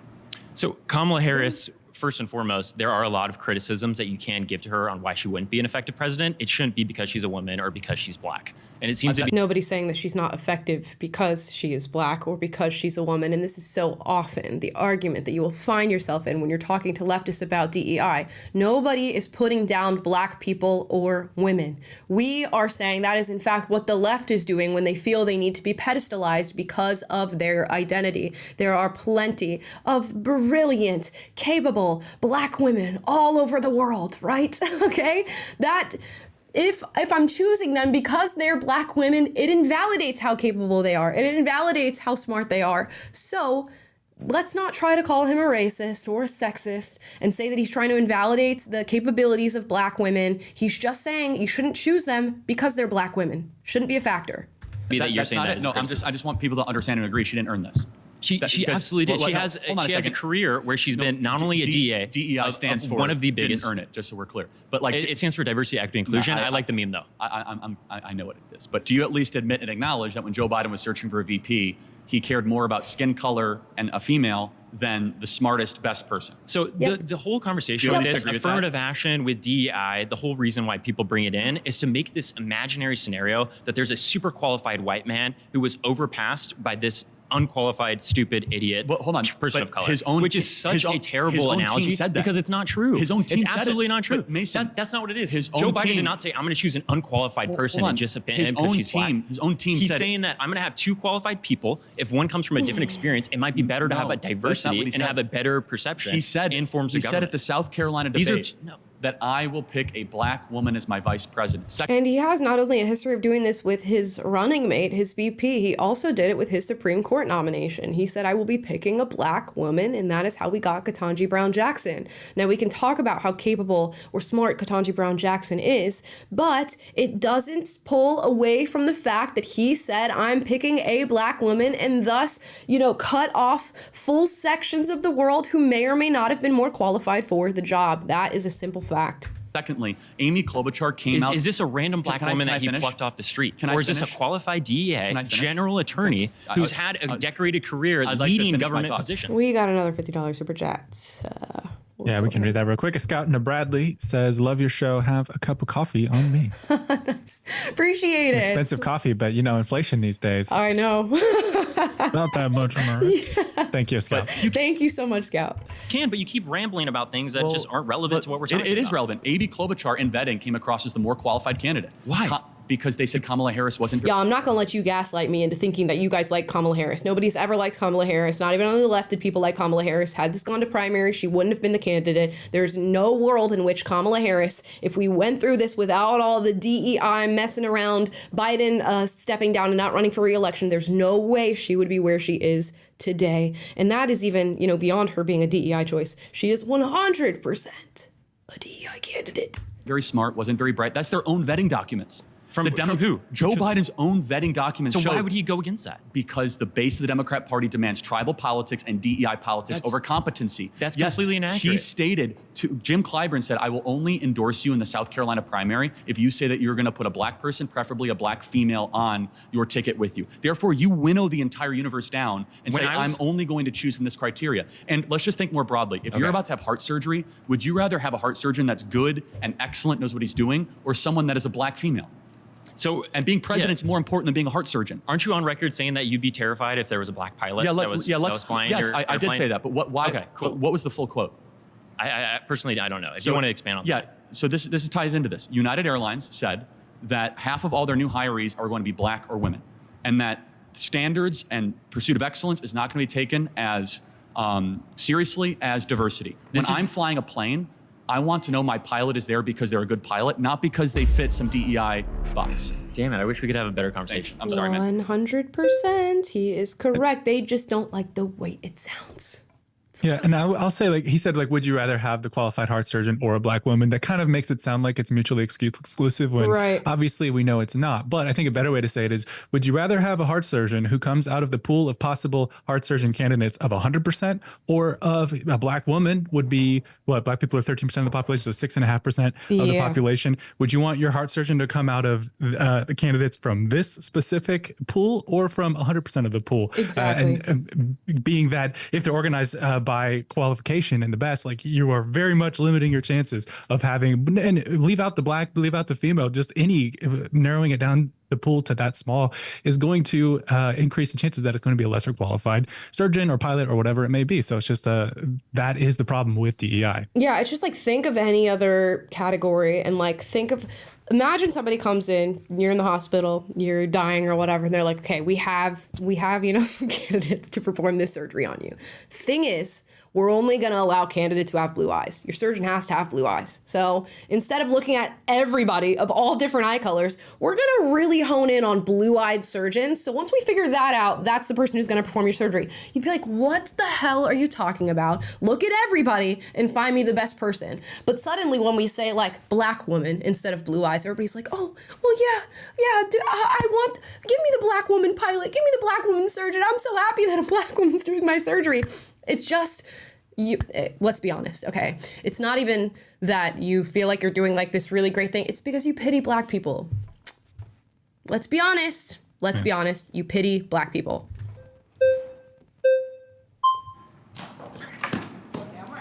Fast, man. Okay, so let's say that Kamala Harris was the DEI hire as vice president. Do you think she's also a DEI hire as the presidential nominee for the Democratic Party? Potentially, yeah. I mean, they decided to go to her almost immediately because she is the VP, but also because she fits some criteria boxes. But let me ask you. You don't think it's because Joe Biden nominated or No, said no, for sure, that's part of it. Of course it is. But let me ask you, what's her greatest achievement or accomplishment? Her greatest achievement or accomplishment? I'd say her greatest achievement or accomplishment is completely destroying the Republican Party within like 2 weeks of being nominated. Like in the polls, she's just absolutely. Huh? Yeah, he's voted off. Bye, Sam. Samantha, sorry. Sorry.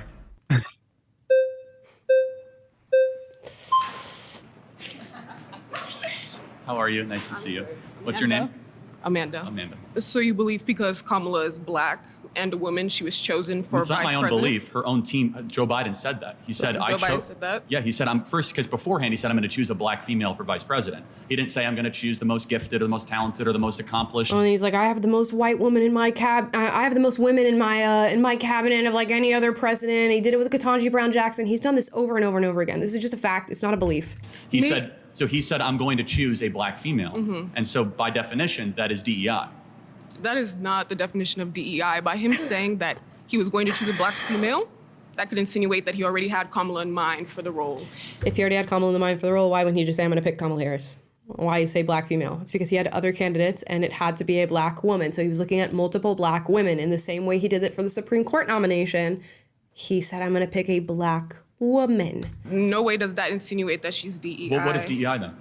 DEI would be choosing somebody based on their race? No, it's giving people of color the opportunity to be welcomed into spaces in which they typically aren't able to get into. There's never been a female black vice president. And why do you think that is? Well, not snapping why. In the background. You just said that's DEI. So by definition, she's DEI. Okay, so she represents diversity within the government, well, is no, what but you're saying. She got elevated because she was a black female. Because if that were the case, I'd be the president right now. Do you like, see, this is why we don't have the most capable people making these arguments. I don't even need to tell you why what she just said. It's ridiculous. You guys know, okay? Do you think Kamala Harris was chosen because of her intelligence? Her qualifications and her intelligence. Really? Wow. If you compare a speech with Kamala, what's her greatest accomplishment? Probably being prosecutor within the Northern Californian area. You mean letting out violent criminals and turning San Francisco one of the most murderous, dangerous, arson-filled, homeless-filled slums in the country? Wow. That's her greatest accomplishment? See, I actually went to UC Berkeley, so I lived there. I don't know if you did. I went around the area. Berkeley is a slum. Berkeley is a slum. Have you stepped into Berkeley? Yes, I have. You think Oakland and Berkeley? Have you lived in Berkeley? I've lived in Oakland as well. Do you think, you're basing your You think the Bay Area is like a good area in this country? I'm from Vegas, so I'm not from the Bay. Born and raised in Vegas, and high rates of drugs, homelessness, crime. There's just a ton of stuff. Stores, franchises, companies, and corporations moving out of the area because they can't sustain themselves in the area. Starbucks had like stores open in the Bay Area. They were getting so many complaints from employees about safety and employees not even showing up to work because they felt like they were in harm's way, that they had to close down stores. I mean, you're talking like major corporations that have billions and billions of dollars saying we just cannot take the hit of functioning in these metropolitan areas because of how poorly run they are. Went to UC Berkeley, just graduated this year. What you're saying, literally in no way, shape, or form makes sense. So you think her overseeing San Francisco becoming the laughingstock of the country is her greatest accomplishment? San Francisco is not the laughingstock of the country. If anything, that's Florida, no offense. But well, hold on, if that's the case, why are millions of people moving to Florida and millions of people leaving California? Because there are cheaper rates there. People are moving to Las Vegas. Las Vegas has changed as a whole. It's cheaper because it's a better run state and we don't give money to illegals. Northern California is not all. Northern California is not the entirety of California. Hold on a second, but there's Southern California, Northern California. Why is it that so many businesses are leaving San Francisco if she did such a great job lowering crime?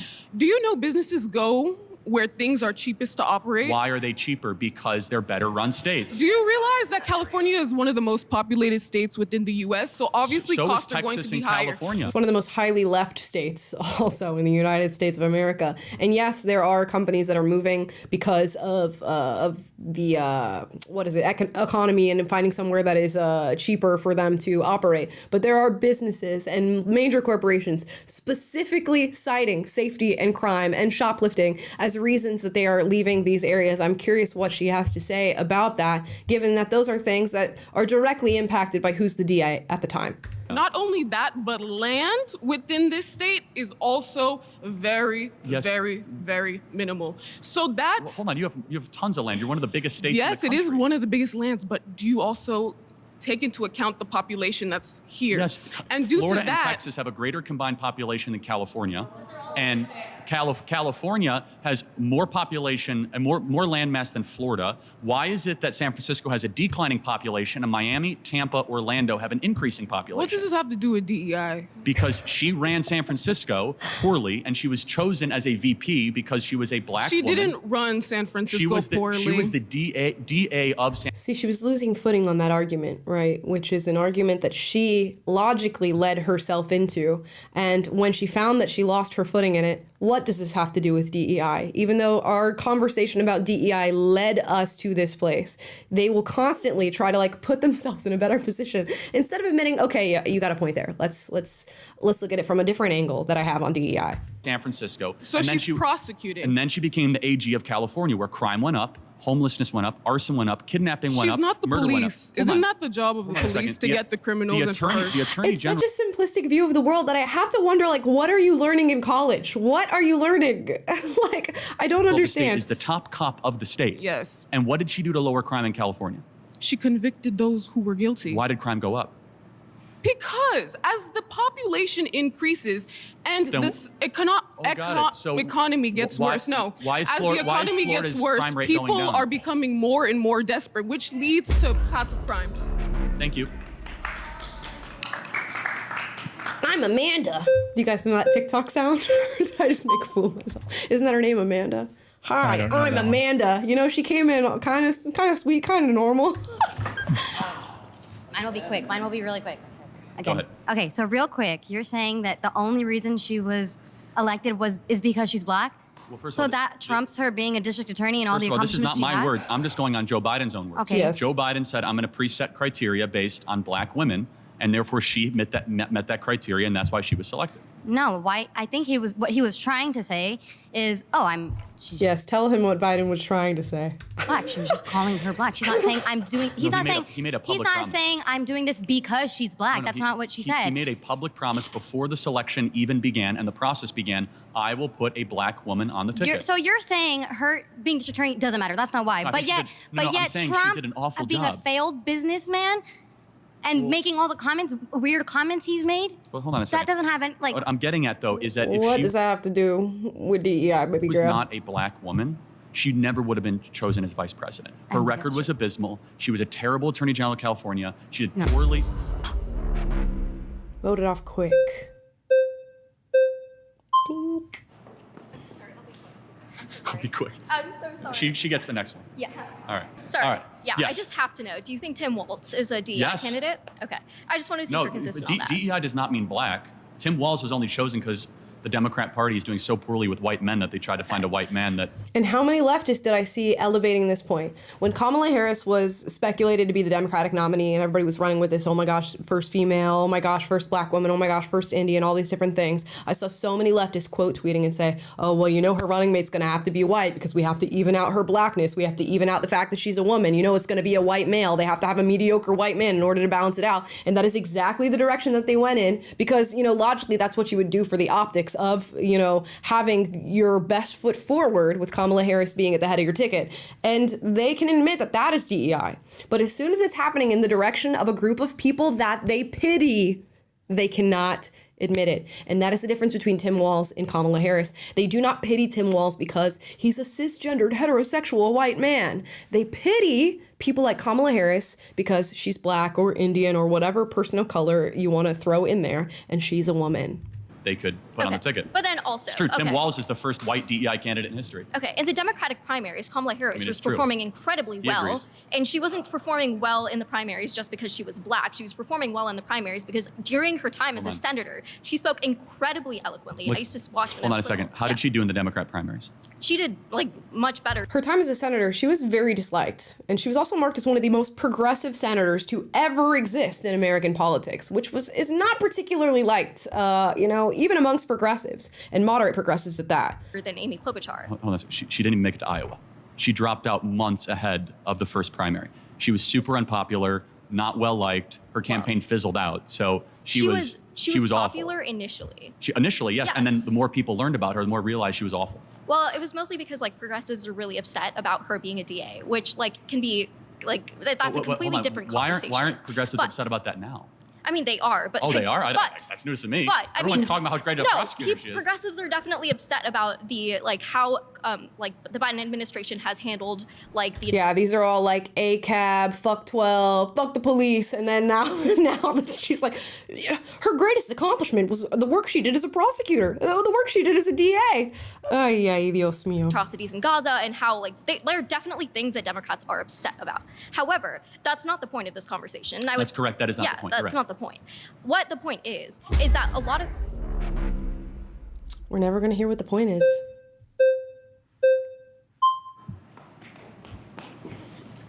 Oh, I'm back. It's me. Okay. It me. Hi, how you doing? Great. So, you keep saying that Kamala Harris is a DEI candidate, and I feel like my main fallacy with this argument is that competency can't be objectively determined because we all have subjective definitions of what a competent politician is. Sure, I guess, but we can like look at outcomes of the work that they've done and pretty much figure out who we feel is most competent. In fact, that's what we do with elections. And had Kamala Harris actually been a part of a primary, being a Democratic primary to become the nominee, she would not have been chosen. And that would have been a metric and a judgment of her competence that we collectively went through, or at least the Democratic Party would. But my question for you is, if Kamala Harris is a DEI candidate, why is she beating Trump in the polls right now? We'll see what happens in November. Okay, I don't even need you to explain why that argument doesn't work. But somebody can be somewhere under like false pretenses or unjustified pretenses, and people can be convinced that it is justifiable and still vote for that person to be in the position that they're in. Okay, but she's currently beating Trump in the polls. So either if the polls are right, I grant you that. He's incompetent. Or maybe she's a new candidate with a big surge. She's doing good. I would caution you being a little, like, this point in the election, getting too cocky, because we remember what happened with I'm not Hillary getting Clinton. cocky. I'm asking you to answer a question. If she is incompetent, how could she beat the president, who you said is an amazing president? As of the timing of this filming, can you name to me how many times she sat down for an interview? What? No. She refuses to talk to the press, refuses to take questions. She's done not one sit-down interview in nearly 25 days. I think she did she did an 11-minute one recently, but she is dodging, what did they say? She's dodging interviews like Trump is dodging bullets. At the filming of this interview, mind you. I think that is a very weird point to make. Well, why would I count how many times Kamala Harris has had an... How would I count how many times the candidate for figurehead and leader of the free world appears in front of the free world for interviews, questions, press opportunities to ask them about their policies? Why would I use that as a judgment in how competent they are and how much I trust this person to be in the position of being a candidate to lead the free world? Why would we care about interviews? Because she refuses to take questions from the press and media? Like, shouldn't you do that if you're the sitting vice president? She's... He actually did 3 last Sunday and 1 today with Meet the Press. So the qualification of a good president is to take an interview? If you can't take a single question. One of the many qualities of a good president, yes, is to appear in front of the American people and take interviews. Absolutely. But let me ask you this, because it's on you. What's her greatest accomplishment as vice president? As vice president, being the first female all-black president. Boom! That is hilarious. You couldn't get a more perfect soundbite for Kamala Harris being a DEI candidate than her greatest accomplishment is that she is black and female. And she's here arguing in front of him that she is not a diversity, equity, and inclusion candidate. Somebody clip that. And yet I'm seeing videos on the internet saying this girl ate him up.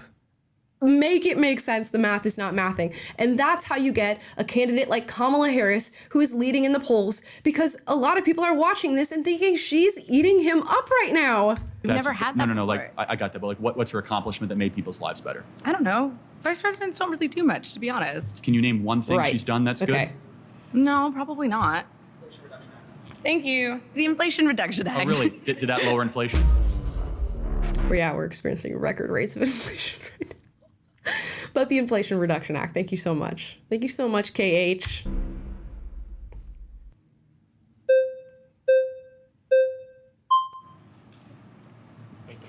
What's your name? Brad Brady. Nice to meet you. Brad Brady, like that's a name for television. Idea, 30 seconds on, 30 seconds off. I think the best thing I could say about this is you have your opinion and I can have mine. You believe that Donald Trump was a good president. I maybe don't believe that.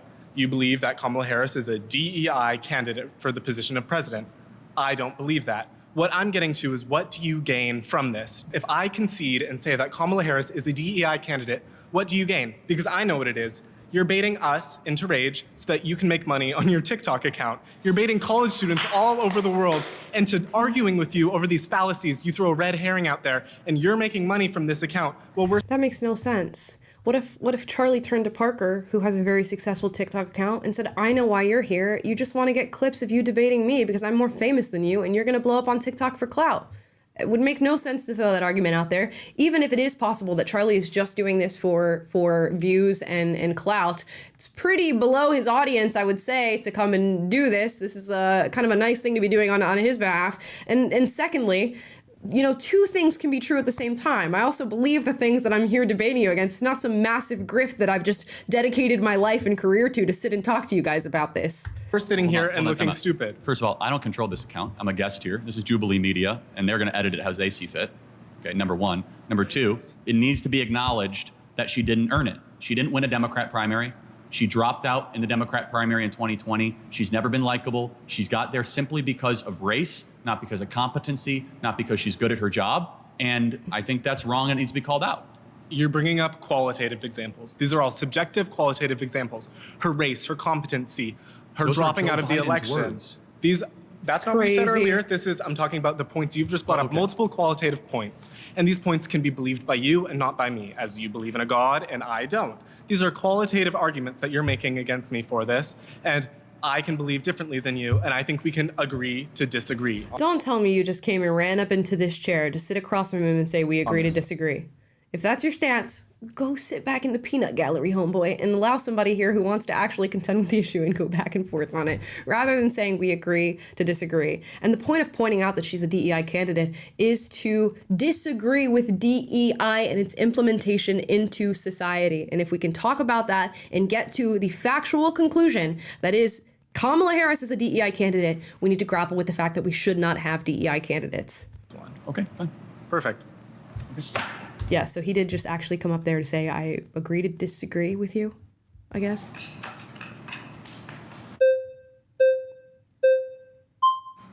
I think it's going to take the entire time. Oh, 30 on, gosh. 30 off.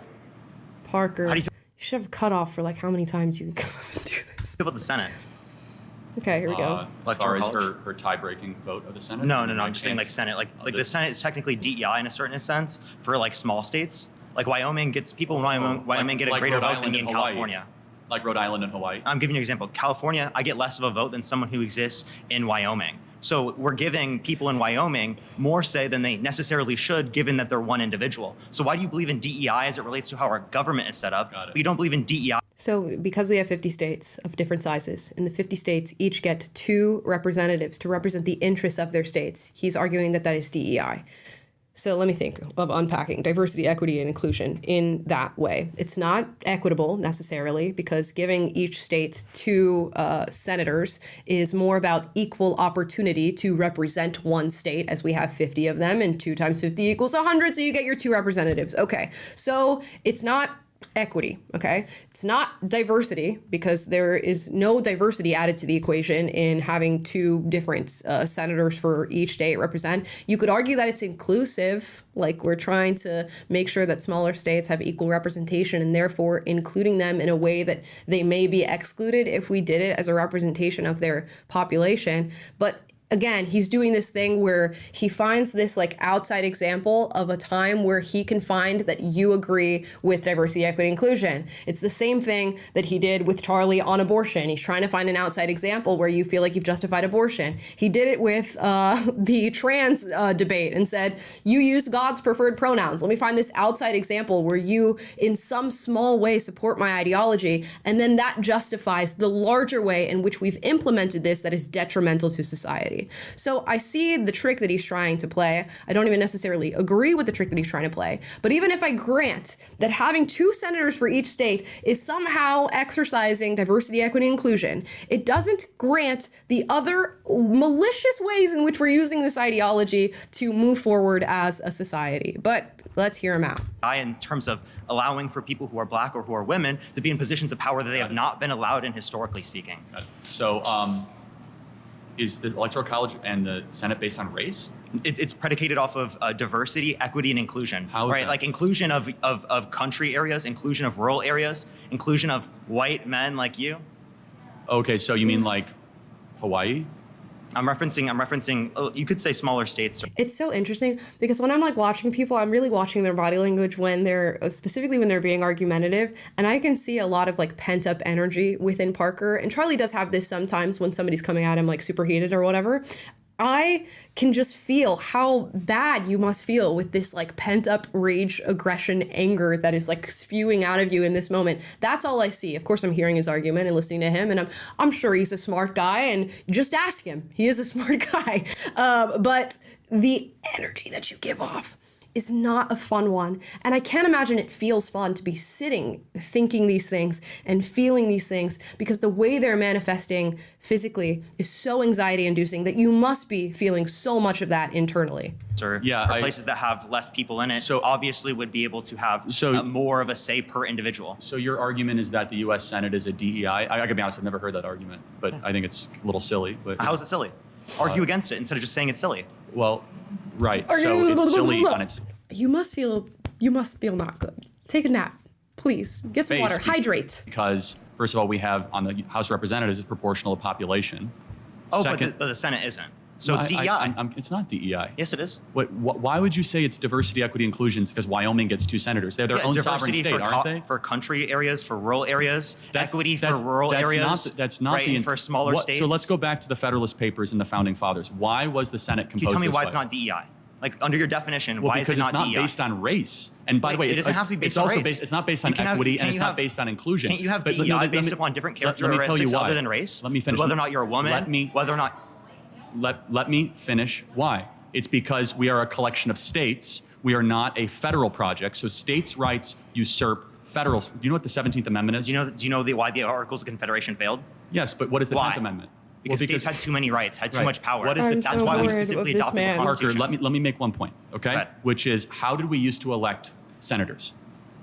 It'd be population. No, we used to elect senators based on state legislatures.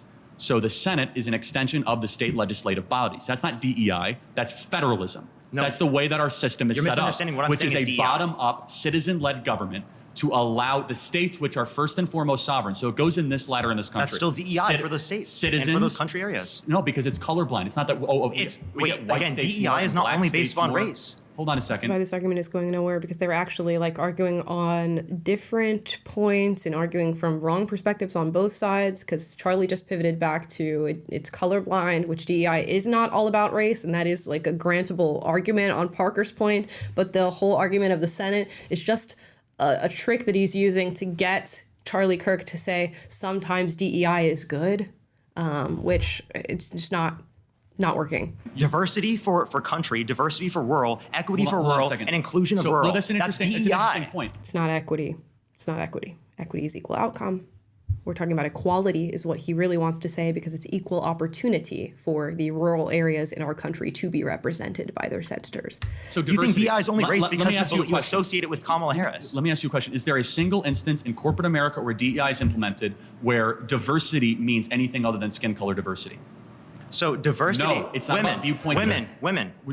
What? Fine. How about chromosomes? Yeah, I mean, there's race, there is sex, there is sexuality, in which DEI also applies. So that's not the argument to be making if you're Charlie. You should not be trying to like really hone in on the race component of it. The race component is even only one factor of Kamala Harris being a DEI candidate. She's also a DEI candidate because she is a woman. If she were lesbian, that would also be a factor in her being a DEI choice as a candidate, and that would be something that they'd be running on. So he shouldn't try to like work back to the race angle. He should try to say, yeah, DEI is, an all-encompassing term for a lot of different things. I want to focus on the fact that Kamala Harris is a DEI candidate. Zone or diversity or skin color. So skin color, there's gender. You have to move the goalpost a little bit because you got destroyed there. Yeah, now Parker thinks he's won something because Charlie focused in on the wrong point, and still, Parker, you have not won. No, you've still not beat him out in any way, shape, or form. He misspoke and focused on the wrong path, so I guess you won 1 point? All right, but there's also... Well, no, I'm just asking a very simple question. The answer is no, because our system of government... That doesn't mean that's not DEI. Saying the Senate is DEI... What was your definition, though?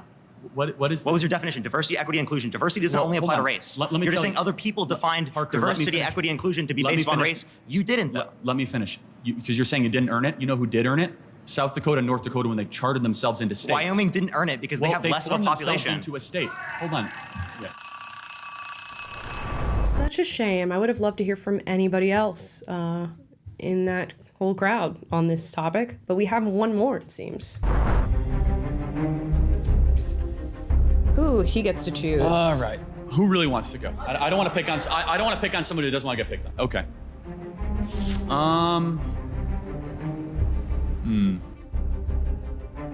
You want to debate? Wait, what is the topic? Whatever you want. So you're the affirmative, I'm the negative.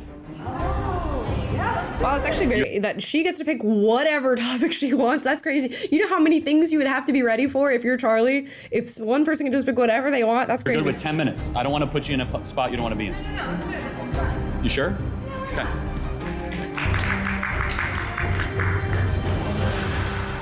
There it is. Okay, I guess the claim I'm making is that affirmative action is constitutional. Why do I feel like somebody gave her that claim? I feel like they gave her a list and she got to pick the claim on that one. And actually the reason I feel that is because Jubilee asked us for like prompts of like, if I did this episode, what would I put? And I do believe that was one of the ones we wrote. So that'd be interesting if they leaned on that.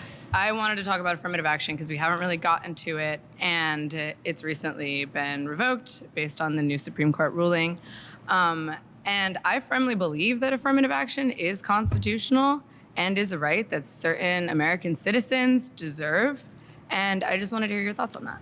Well, the 14th Amendment allows for equal protection regardless of race, and it's a colorblind amendment. And the whole idea of affirmative action is to try to give people extra boost based on their skin color or their racial background, which by definition cuts underneath the idea of equal protection. Okay.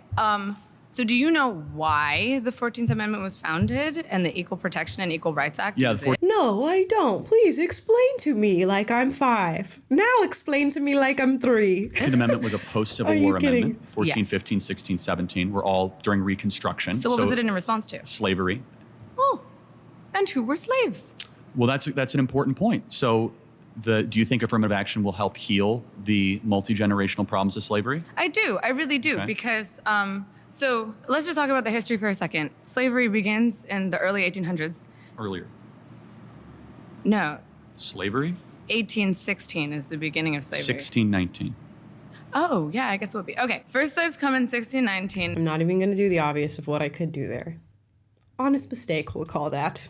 Doesn't end until 1800s. 1880s. Then we go into Jim Crow laws starting in 1877, and Black people are not given equal rights until... She's setting herself up for failure because I already know what the argument's going to be in relation to this, and it's a winning argument. I'm sorry. Officially, 1965. Would you agree with that? That's generally the correct telling. Yeah, so, 1960s, 1970s. But just so we're clear that Black Americans were able to serve in office in the early 1900s. They were able to vote throughout the 1900s. But yes, there were poll taxes, there was Jim Crow laws, there was segregation. Of course there was. I mean, you have to be delusional not to acknowledge those things. Okay, so we can acknowledge all of those things. Can we also acknowledge, due to the laws under Jim Crow, that Black people were significantly hindered from economic advancement? This is a really important question. The data shows not really. It was evil, it was terrible, but Black Americans are poorer today in 2024 than they were in the 1950s. Yes, why do you think that is? Good question. So we have the Civil Rights Act, we have more benefits, more government programs. Something changed between the 1950s and 2024. So there's two answers. It's really, why do you think that is? Because you're talking about this history of oppression that has led to where we are now, but why were people functioning better under the history of oppression that you are citing? Answer this question. Either America got more racist since 1950s to 2024, so like that 70-year period, because Black Americans are worse off today per capita Yeah, than I would they agree were. with this. You agree with that? Okay, good. Yeah. Than in the 1950s. Or there's another explanation, and I think the truth is somewhere in the middle, which is I think you would acknowledge that the disappearance of the Black father has been the #1 driver of Black poverty in this country. Now, there are reasons for that we could. What do you think the reasons for that are? Well, culture is one. Would you agree? So actually, let's go And then back to the you foundations say school of to that prison culture. pipeline, all that stuff. But can we at least agree that Black dads not being around is a bad thing? Anyone's father not being around is a bad No, thing. of course, not but specifically. 75% of Black youth are not raised with a father in the home. It's the highest of any group in the country. It used to be 25% in the 1950s, so it's gone up dramatically in 70 years. Okay, so you are blaming the fact that Black people have not been able to achieve economic equality and Or even advancement in progress. this It's 'cause country, they've had decrease. specifically and solely Not because solely. of the absence Not of Black solely. parents. It is the most primary ingredient reason. It's the most So you primary think reason. it's the absence of Black fathers? Correct. And you think what else? Public sector teacher unions that have kept these schools crummy and kids aren't reading and teachers keep getting paid and we don't fire bad teachers. That's a big thing. Okay. War on police in our inner cities and not having enough police and not actually locking up criminals. Hear me out. For example, in Chicago, do you know that only half of all murders go solved in the city of Chicago? That doesn't surprise me at all. That's a problem, right? That is a problem. Yeah, so we need more police, more detectives to solve those murders. But I want to hear your points too. I'm talking too much. So let's go back a little bit to what you said in the issue of policing. Now, starting in the 1980s and continuing onward, there's been a war on drugs. Is this correct? I like the war on drugs. You like the war on drugs. So during the war on drugs, it created an epidemic of mass incarceration, specifically Hold on, of... only if you're using drugs No. or peddling drugs. If you don't use drugs, then you don't go to jail, right? No. I guess she's going to say people are wrongfully in jail. I guess we'll see where that leads her. I mean, there are people who are wrongfully in jail. There's no doubting that. But what percentage? Not a very high percentage, I'd say. So you believe that the criminal justice system is flawless? No, I've never said flawless. She always jumps to the most radical conclusion over the things that he says when he's saying something pretty benign, pretty reasonable, and then she thinks he said the criminal justice system is flawless. That's Wild. There's a lot of people in jail that shouldn't be in jail. There's a lot of problems in any system. Okay, so wait, let's pause however, on that. So you believe that a lot of people who have gone to jail shouldn't be in jail? A small percent. What percent would you say? 5%. You would say only 5%. Correct. When you have a system of justice, you're going to have scummy prosecutors. You're going to have bad defense attorneys. I have a question. Can I get a Google? What percentage of people currently incarcerated are black? It's way larger than Well, 5. it's, hold on. It's what? Hold on. It's way larger than 5. No, I know, but the fact I'm saying. Well, yeah, well. The fact I'm saying 5%. It's caused by the war on drugs. Hold on a So second. that's the point that I'm trying to make. Exactly. Who am I debating? Am I debating here? If your own government is pumping drugs. Yeah, so Okay, so I want to make a quick You're point. right. Black Americans are in prison far greater than the percentage of the population. So Black Americans are about 13 to 14% of the population. Yes, I about know half this. of all prisoners are black. Exactly. So blacks commit more crimes than whites do. They commit more murders. They commit more arsons. Oh, he said something I don't like the sound of. Oh, he said something about the group of people that we pity. Or They commit more kidnappings. For example, blacks are 13% of the population and they commit 58% of all the murders. That's not a war on drugs. That's a culture problem. Okay, so let's talk about that culture. Black people have been legislatively subjugated up until 1965. notice how her argument before was no, we don't. No, the crime rate is not high. No, we don't do these things. No, there's a lot of wrongful imprisonments, and that's why these things happen. Now she's going to pivot and admit that the crime rate is as high as it is, but she's going to say it's white people's fault that it is, okay? Watch this, the pivot takes place because I used to do the pivoting when I was a leftist. I'll give it, I mean, honestly, it's later, but let's just say 1965. You do not think that 10 generations of legislative subjugation and slavery during that time? I think she wants to cry, to be honest, which, so me at the time. So me at that time when I was leftist. She's giving vibes like she wants to cry. And 4,000 black men, women, and children are lynched as the result of race riots in this country. You do not think that these things have a lasting effect? We have had 10 generations of subjugation and 4. He's gonna say, you're going to have to explain why the crime rates have gotten worse. You're gonna have to explain why the fatherlessness has gotten worse, because when you were living in the subjugation, the legal subjugation of black people, we weren't experiencing these problems. So you're gonna have to explain that, and she can't. Of legislative Of course freedom. they have an impact, but it's more on you to explain why things got worse since the Civil Rights Act. More violent, okay. Less fathers around, poorer. Why is that? So, because of mass incarceration and the unfair criminalization of black men. But let's just take murders, for example. Why blacks are 13% of the population and commit 58% of the murders? Why is that? Because people in affluent and whiter neighborhoods are not being policed at the same rate. There are Murders. more Murders. police. I'm talking about dead bodies. There's no, we're not talking about policing, we're talking about murders. Why are so many blacks committing murders outside of their population? Okay, let's take it back to some history. I'm curious for an answer to that question. I'm going to give you one. So let's go to redlining. Okay, redlining. Redlining Yes. is why so many blacks are killing each other? No, let me finish my claim. Okay. And then you can respond. Is that okay?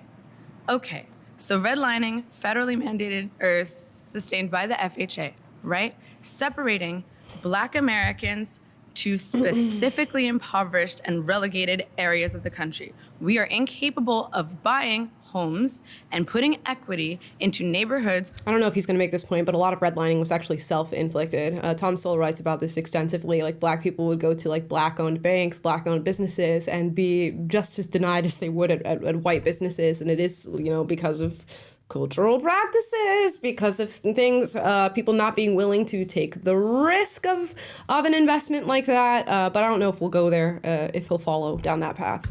With lower crime rates and better educational systems, we do not have access to things that would uplift and help our community. When you are put in an environment that promotes and reinforces social and economic inequality, you become desperate and are forced to do things that maybe don't align with your values. What you're making an excuse for a lot of murder. When you have a lot of stealing. a high... I know I shot him, officer, and that does not align with my personal values. I know I busted a cap in his ass, but that does not align with my personal values. Honestly, it's the generations of redlining. It's Jim Crow. You know, my great-great-grandfather was a slave, and that is why I shot this guy in the head.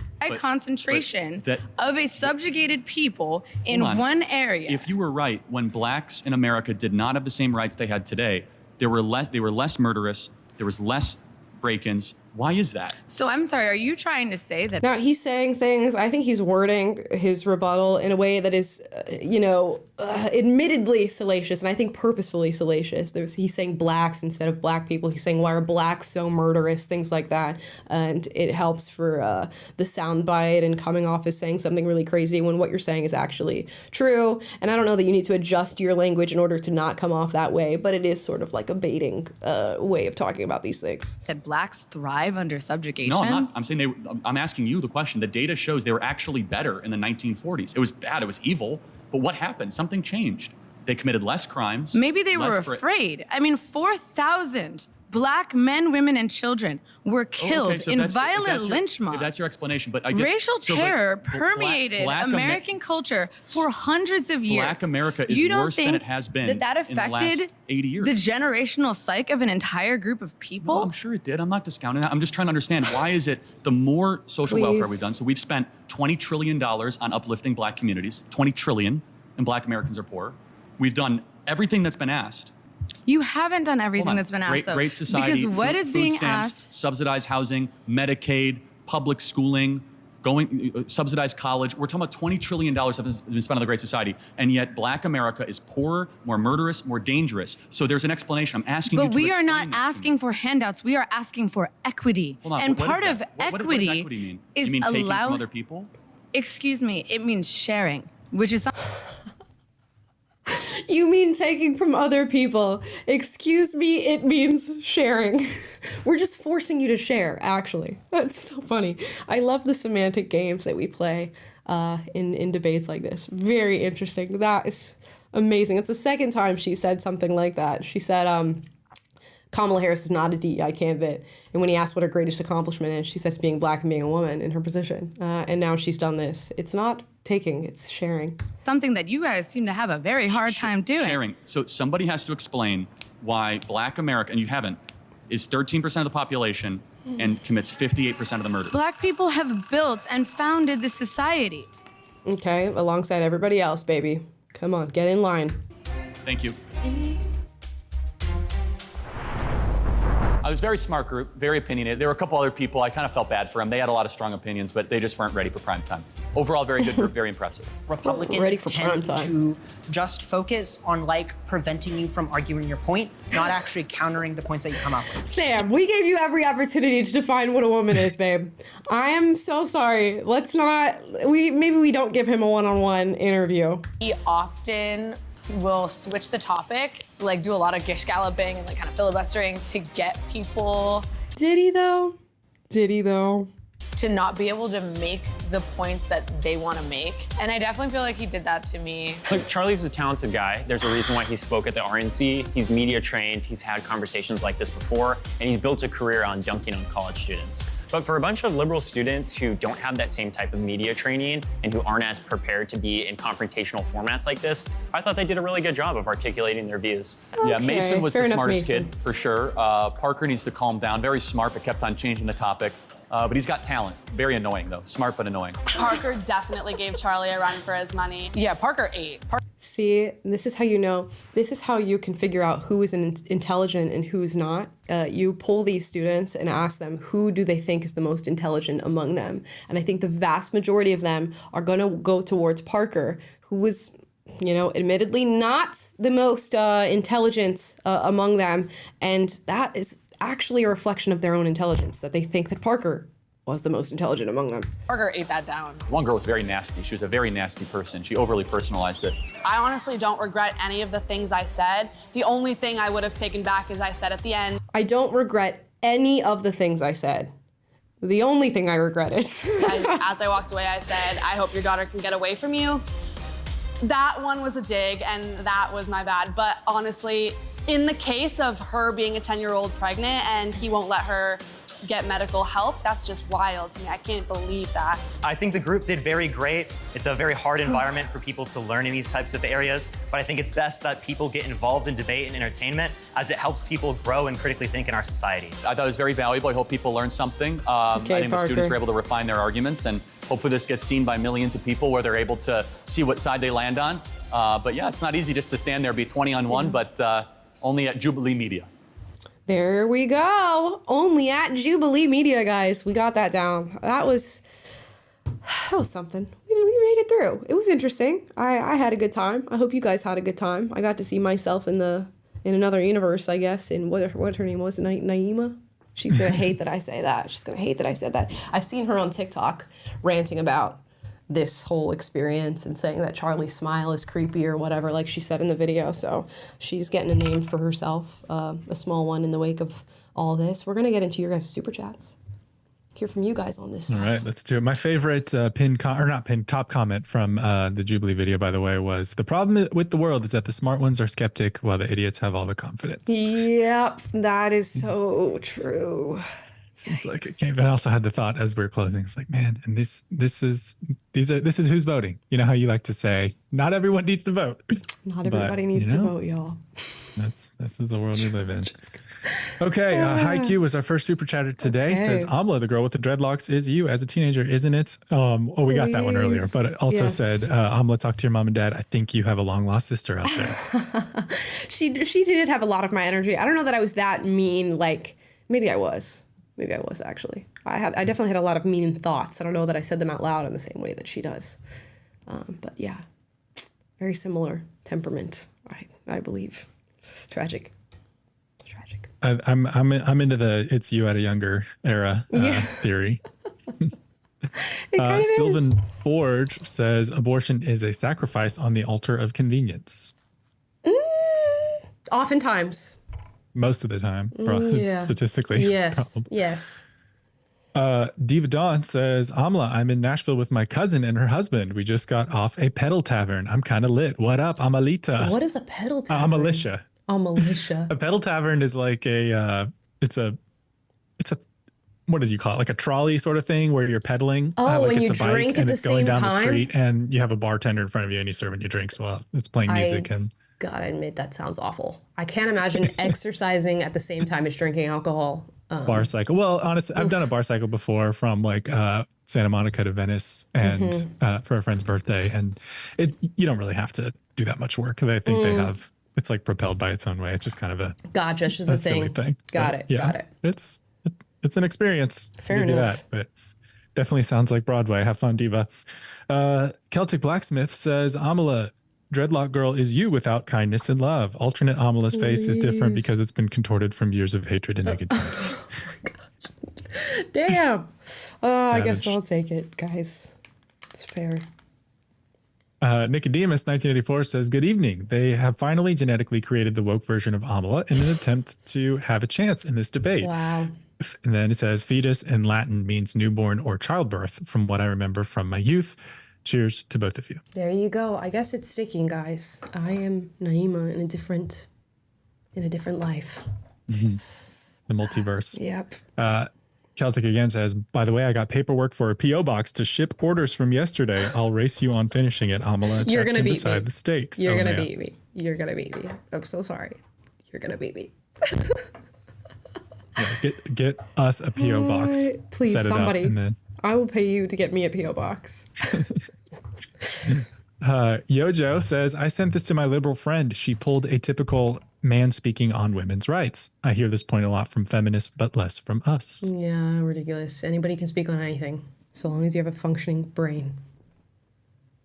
Latin Riz says, hey there, A and T. I'm going to pay for their bus tickets and send them straight to the bleep bleep branch. These people are too stupid. How is that possible? They're on a journey, guys. They'll get there, I think. Or not. That's okay. Or not. Or not. He also says, I'm going to send that stupid Destiny look-alike straight to the ranch first. He completely disingenuous and doesn't argue in good faith. Red flag him. I did notice that a lot of people in the comments were not fans of Parker. They're just like speaking over people, interrupting them does not mean you won your argument. And he does seem to think that means that he's won his argument. So It's his whole thing. You said it over and over again. He's just setting up these little traps where it's something you're not actually arguing, and then trying to like apply that to what you are and conflating the two. He did it every time without fail. Crazy. Arsion says, I'd like to debate Charlie on capital punishment for pedos. My guess is he's not Catholic because the Catholic Church has barred capital punishment. What is his stance on capital punishment? I don't know what his stance is. Well, he said I would kill them myself in the video. So, okay, gotcha. For pedophiles. Gotcha. Yeah, I don't think he is Catholic, is he? I don't know. No, he's not Catholic. He's just Christian, from what I understand. Wes B says, been following your channel. You're brilliant, from Wes. Oh, thank you, Wes. Appreciate that. It's so nice. Anisha says, I'm technically pro-choice, but feel abortion should not be encouraged the way it is now. One reason, what if we make it illegal with exception of rape? Wouldn't we open men up for false rape accusations? Yeah, I mean, there's always, trades and moves and counter moves to everything that you do. I would be curious to simulate a society and see whether or not that takes place. You would definitely have women saying they were raped when they weren't. Definitely. I mean, whether or not that would lead to like actual police reporting and like a false accusation or anything like that, I don't know. That'd be a bit extreme, but I imagine there would be cases where that would take place. Chris the Trucker says, I call them evil because I've never seen so many people vehemently argue for the ability to unalive their kids in the womb. 98% of abortions are for no reason, i.e. inconvenience. That's evil. Yeah, you've heard me say this. I don't use the word evil. I mean, you won't typically hear me use that word. I don't think ever, honestly, because to say something's evil is really to take away like responsibility and logical reasoning and experience that leads us to certain conclusions, in my opinion. But that's just a whole nother thing. No, evil is kind of like itself a metaphysical concept. So if you're non-religious, it's not. It kind of, you need to define it in some other way for it to, be functional in real argumentation. So I get it. Doesn't hit for me. Lucy says, guys, have you seen the Giselle Pellico case in France? Yes, I did. I have seen comments about it. I think she's a woman who was like drugged by her husband and then essayed by all these like guys that he knew or whatever. Insane case. And the husband should go under the jail and all the men involved. Bye. Thanks. Well, there you go, Lucy. Yeah. You got the take. Timothy says, I'm not even a huge Charlie Kirk fan, but damn. Also, for that one kid, I think Harrison, OML on my luck, maybe. Not every topic has to do with debunking. OMG, not every topic has to do with debunking Christianity. BFFR. Yeah, they just kept bringing it back because then it's like, it becomes. He was kind of taking the bait. I felt like for at least for these specific prompts, you're not arguing on religious terms for any of them, or you don't need to. Right. So for him to kind of indulge them in that, it's kind of, I don't know, felt like at best a distraction. And yeah. Chris again says, what's a woman? An adult human female. End of discussion. Now define female. The sex that can bear offspring or produce eggs. They produce ova that can be fertilized by sperm. It's not that hard. Yeah. And then, of course, you're going to be, what about people who can't do that? What about people? Blah, blah, blah, blah. It's just never ending. It's never ending. The semantic arguments over what defines a woman. Chromosomes seem at some to be point, the it's like strongest. a willful mystification of what is patently obvious. And it's so as to avoid having to confront the holes in your ideology. Absolutely. And I feel like that's basically they drag you into these, you justify why biology exists and why it's correct and all this. And there's a million different ways to define things and think about it. And it just gets exhausting. But what a time to be alive. Jenkins 73 says, I'm tired of politics-driven morals. Real change is personal. Legal power won't fix the root issues. We failed to teach and connect with people. Yeah, I mean, there's an argument to be made of these things are largely solved on the local level and on more interpersonal, closer levels in families and building structures within our communities. And that's something to talk about. And then, of course, you expand upon that. And because there's so many people and because we live in a society, you have to get into these legal and political and philosophical arguments over what we do on a larger scale. Yeah, the letter of the law has to say one thing or another. And, that's determined by representation, we voting for people who write them and stuff like that. And, so the debate is going to be had at one point or another. I think that's why politics is the, battlefield that it is because it's where just live and let live. It doesn't, the rubber meets the road, I guess, with that. And it is tiresome, though. I have to give you that. Kelhun says, given all these are all the nuts who screamed follow the science, they sure don't want to follow the science. Yeah, that does seem to be true. There's not a lot of consistency there, but I guess they'll say they're following their own science, and it's a social science rather than what we typically believe to be the scientific markers for sex. KXSSXOX says, Amala, thank you for sitting through that crazy brain rot for us. Been wanting to watch, but just couldn't alone. LOL. Love you guys. My first super chat. Oh, that's so great. I'm glad that you could sit through and experience this with us, and it makes you feel a little less alone in watching these videos. I had a fun time. Yeah, there's a lot of these that I'm like, this feels unwatchable on its own. But I think the added discussion and nuance and unpacking is the spoonful of sugar that makes the medicine go down. Definitely. Yeah. DeAndre Cleaver, or DeAndre, I think that's right. How is it that someone unalived a pregnant woman, or if someone unalived a pregnant woman, they're charged with double murder, but abortion at 32 weeks is women's rights and not murder? Yeah, I mean, I wonder if the woman was on the way to the abortion clinic, is it still a double homicide? Is it dependent on how the woman feels about the baby she's carrying? I don't know how that all works, but it is definitely something to think about because it would be a double homicide. Hannah Taylor says, been watching for a long while now, but have never remembered to tune in for the live. Thank you for making my 20-hour tugboat drive along the East Coast more entertaining and distracting from me from getting seasick. Hey, I'm seasickness on a 20-hour boat ride sounds awful. Okay, but I hope you're having a good time, and I'm glad we could make up for a bit of the time that you're out there. A couple hours. Yeah, man, that's intense. 20 hours on a tugboat. Yeah. Alana Maldonado says it's fair to mention rape and incest are a small percent of abortions, but like detransitioning, not everybody will report these things accurately.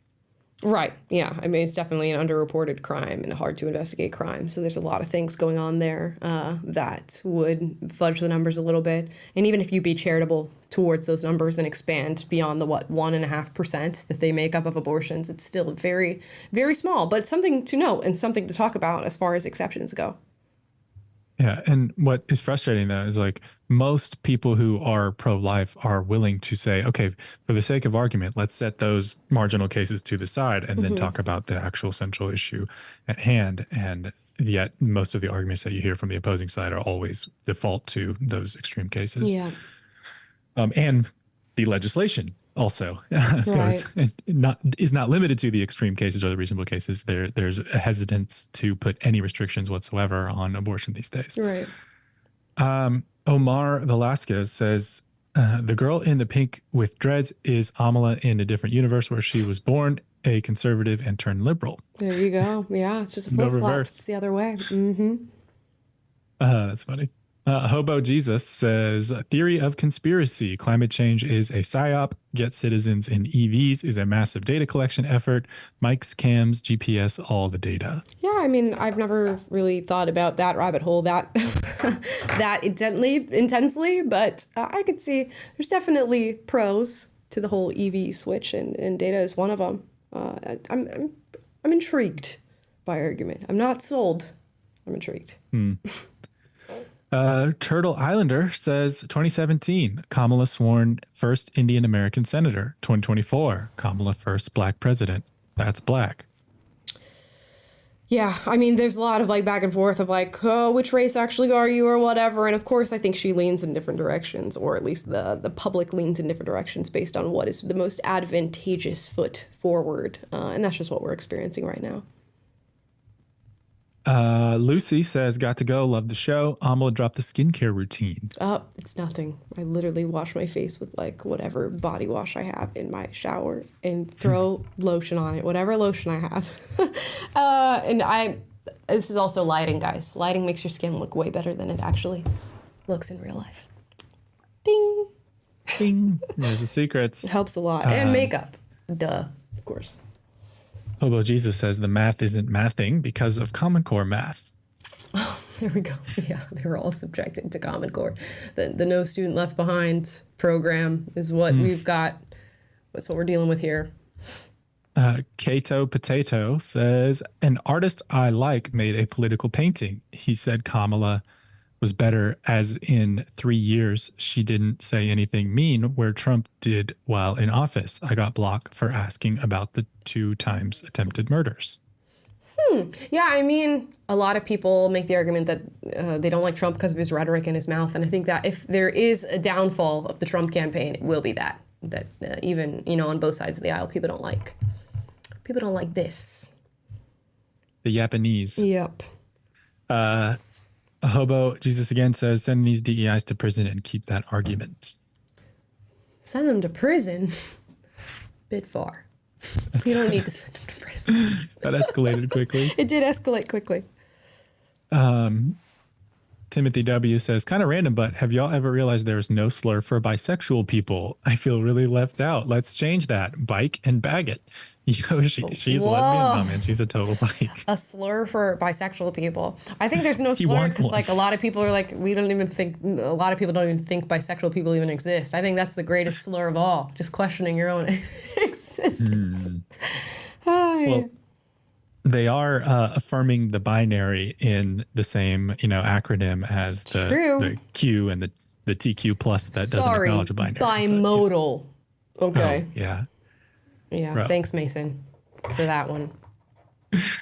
Yeah, I looked it up. It's 0.018% of the population has disorder of sexual development or, is intersex, as they call it. There you go.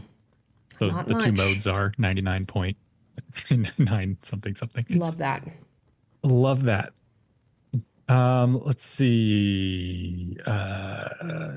Guillermo de Sica says, is it not the government that divides the population? It is not the government that divides the population. It's the culture that divides people to end up living together with those who resemble each other. So he's saying government doesn't divide people. It's culture that divides people to end up living together with those who Are they talking about redlining, stuff like that, maybe? That people naturally gravitate towards? From the bottom up, people of similar cultural backgrounds tend to live in the same communities. Yeah. And it's not the government that forces that into being. Which is largely true, but they're also, you could if you wanted to, I guess. Yeah. This is a big question for a $5 super chat, but Tina Koken asks, Amala, why do you not believe in God? Oh my gosh. Well, how much time do you have? I can answer in a very short answer. It's not convincing to me personally, and no argument for that existence has been convincing. I can leave it at that. $5 answer, $5 question. I like it. Kaylee Mickle says, really enjoyed this episode. Thank you, Amala, for always creating educational yet entertaining content. Met you at 7-Eleven in LA in August. Great meeting you. Hey, that's so awesome. Nice to meet you too. And I do remember that because I look like a whole ass hobo. I look like I was part of the homeless population here in LA when we met. But it was very, very nice meeting you. I always love meeting you guys and when you say hi. So thanks so much. I appreciate that. Tyler McConnell just sends a super chat, no message. Thanks, Tyler. Defender of Faith says, I definitely think that Charlie's use of the word blacks is meant to be a rhetorical cringe creator for people. Yeah, I guess so. I don't know. There's still there's this certain subset of conservatives, like Dennis Prager says it all the time. He says blacks instead of black people, and it's just grating on the ear. Just say black people. I don't know. Yeah, but Dennis at least has the benefit of being 70-something years old. Right. Charlie is relatively young, and I feel like it's that is a more dated way of phrasing things. Right. It just sounds weird. I'm not going to language police you. You can say it. It doesn't offend me or anything. But just to be the blacks, the gays, it just sounds strange. Yeah. And it sucks because in that last little exchange he had with the girl, I felt like he was doing a little better job of it was helped by her being very slow in how she was speaking, but kind of calming it down and, still obviously against her, but being a little more reasonable. But again, using phraseology like blacks, it's just going to make your argument land less. Right. And it's not, Right. I don't know. Chicken Pork Adobo says, me and my friends are immigrants and started poor by American standards, but they were able to buy new house, new car in just a decade. Hard work pays. Yeah, the American dream is not fully deceased. Okay, there's still plenty of opportunity, which is why people are funneling into the country. Yeah. Well, the ones who have come in legally, but and a lot of them have come in illegally, I'm sure, work hard and try to live the American dream and, credit where credit's due, although I have some issues with how you came in. But people who have immigrated legally over the years do very well. Like, the African American, literally from Africa who become Americans are outperforming a lot of other demographic groups just because they're coming here with that attitude and that agency and living it out. So I love seeing immigrants succeed in the U.S. Stephanie Fonseca says, YouTube doesn't like certain words. I'm trying to super chat, I guess, so I'll just leave it on the live chat. Okay, gotcha. Yeah, I guess you guys say they censor some words or don't allow you to super chat them. I wonder what the words are, but we can't see them because you can't send them.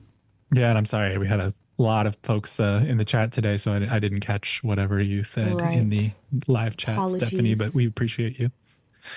Lons Pons says, I started watching Brett Cooper's content and shortly found your channel. Are there any plans to collab together in the future? We don't have any plans to collaborate with one another, but I'm sure our paths will cross as they do often in this work with what we do. It would be strange if not, Yeah.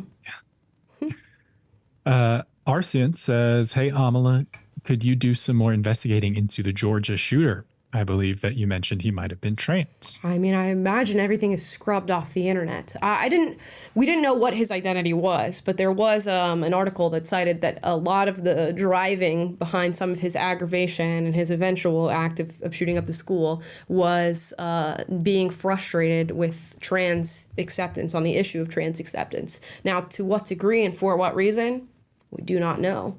They also said that he was bullied for his sexuality. So a lot of going on there. The article said he was gay. I don't know if he had other gender struggles or what was going on there. But I imagine looking into this, how would you find information about somebody who's 14 years old, whose social media has been scrubbed, and, very difficult thing to investigate. Yeah, especially once the FBI gets a hold of everything and sequesters it. Yeah, I think we're done on that front. We've seen how that story ends. Yeah.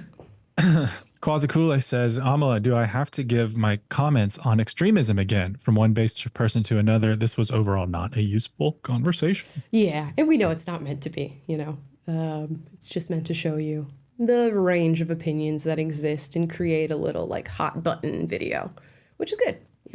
It's good for what it is. Jordan Similgray Laurent says, the far left in Milwaukee is fighting to defend a racist swastika mural. I never thought I'd see the day people in America celebrate the use of Nazi symbolism. I am so sad. Please expose the story. Who is doing this? The far left of Milwaukee? Is I haven't heard supporting this yet. a swastika symbol? Yeah, I suppose. I don't know why they'd want to.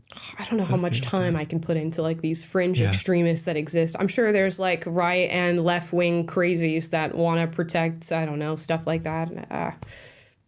How pervasive is the problem, really? My first thought is is this a, sue Robert Kennedy so he stays on the ballot to, because it's advantageous for Democrats. Right. So you're not actually supporting Robert Kennedy, just like you're not actually supporting the racist mural. But if there's a racist mural up in Milwaukee, then we can use that to say everyone's racist. And that's why we want it to stay up. So that would be my first theory. And maybe that a left-wing group is using a swastika, which in that case, they're just, cuckoo for Cocoa Puffs. I'll have to look into that. Yeah, I'll have to read about that.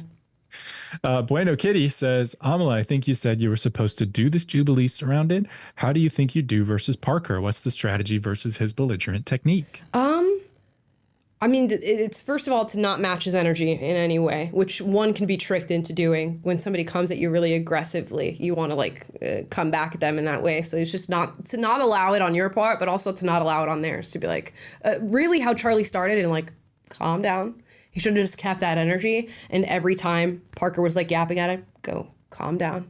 I can have a discussion with you. It just has to be a discussion before we can move forward. Also, I'm secular, so he can't play these religious games on me. There's not a religious argument in the world that's going to be able to work on me. So, I mean, he loses a lot of his ground there. He can try the whole pigeonhole you into one point where you accept this thing you say you don't accept, but I'm willing to concede ground if the ground makes sense to be conceded, and then we can move on from there. So I don't know. He doesn't come off, I can see how he could trick people as coming off as like an effective debater or somebody that's really hard to go up against. But when you see through the veneer of like the anxiety that he just clearly has towards his own intelligence and like thinking about how smart he is, it doesn't really work.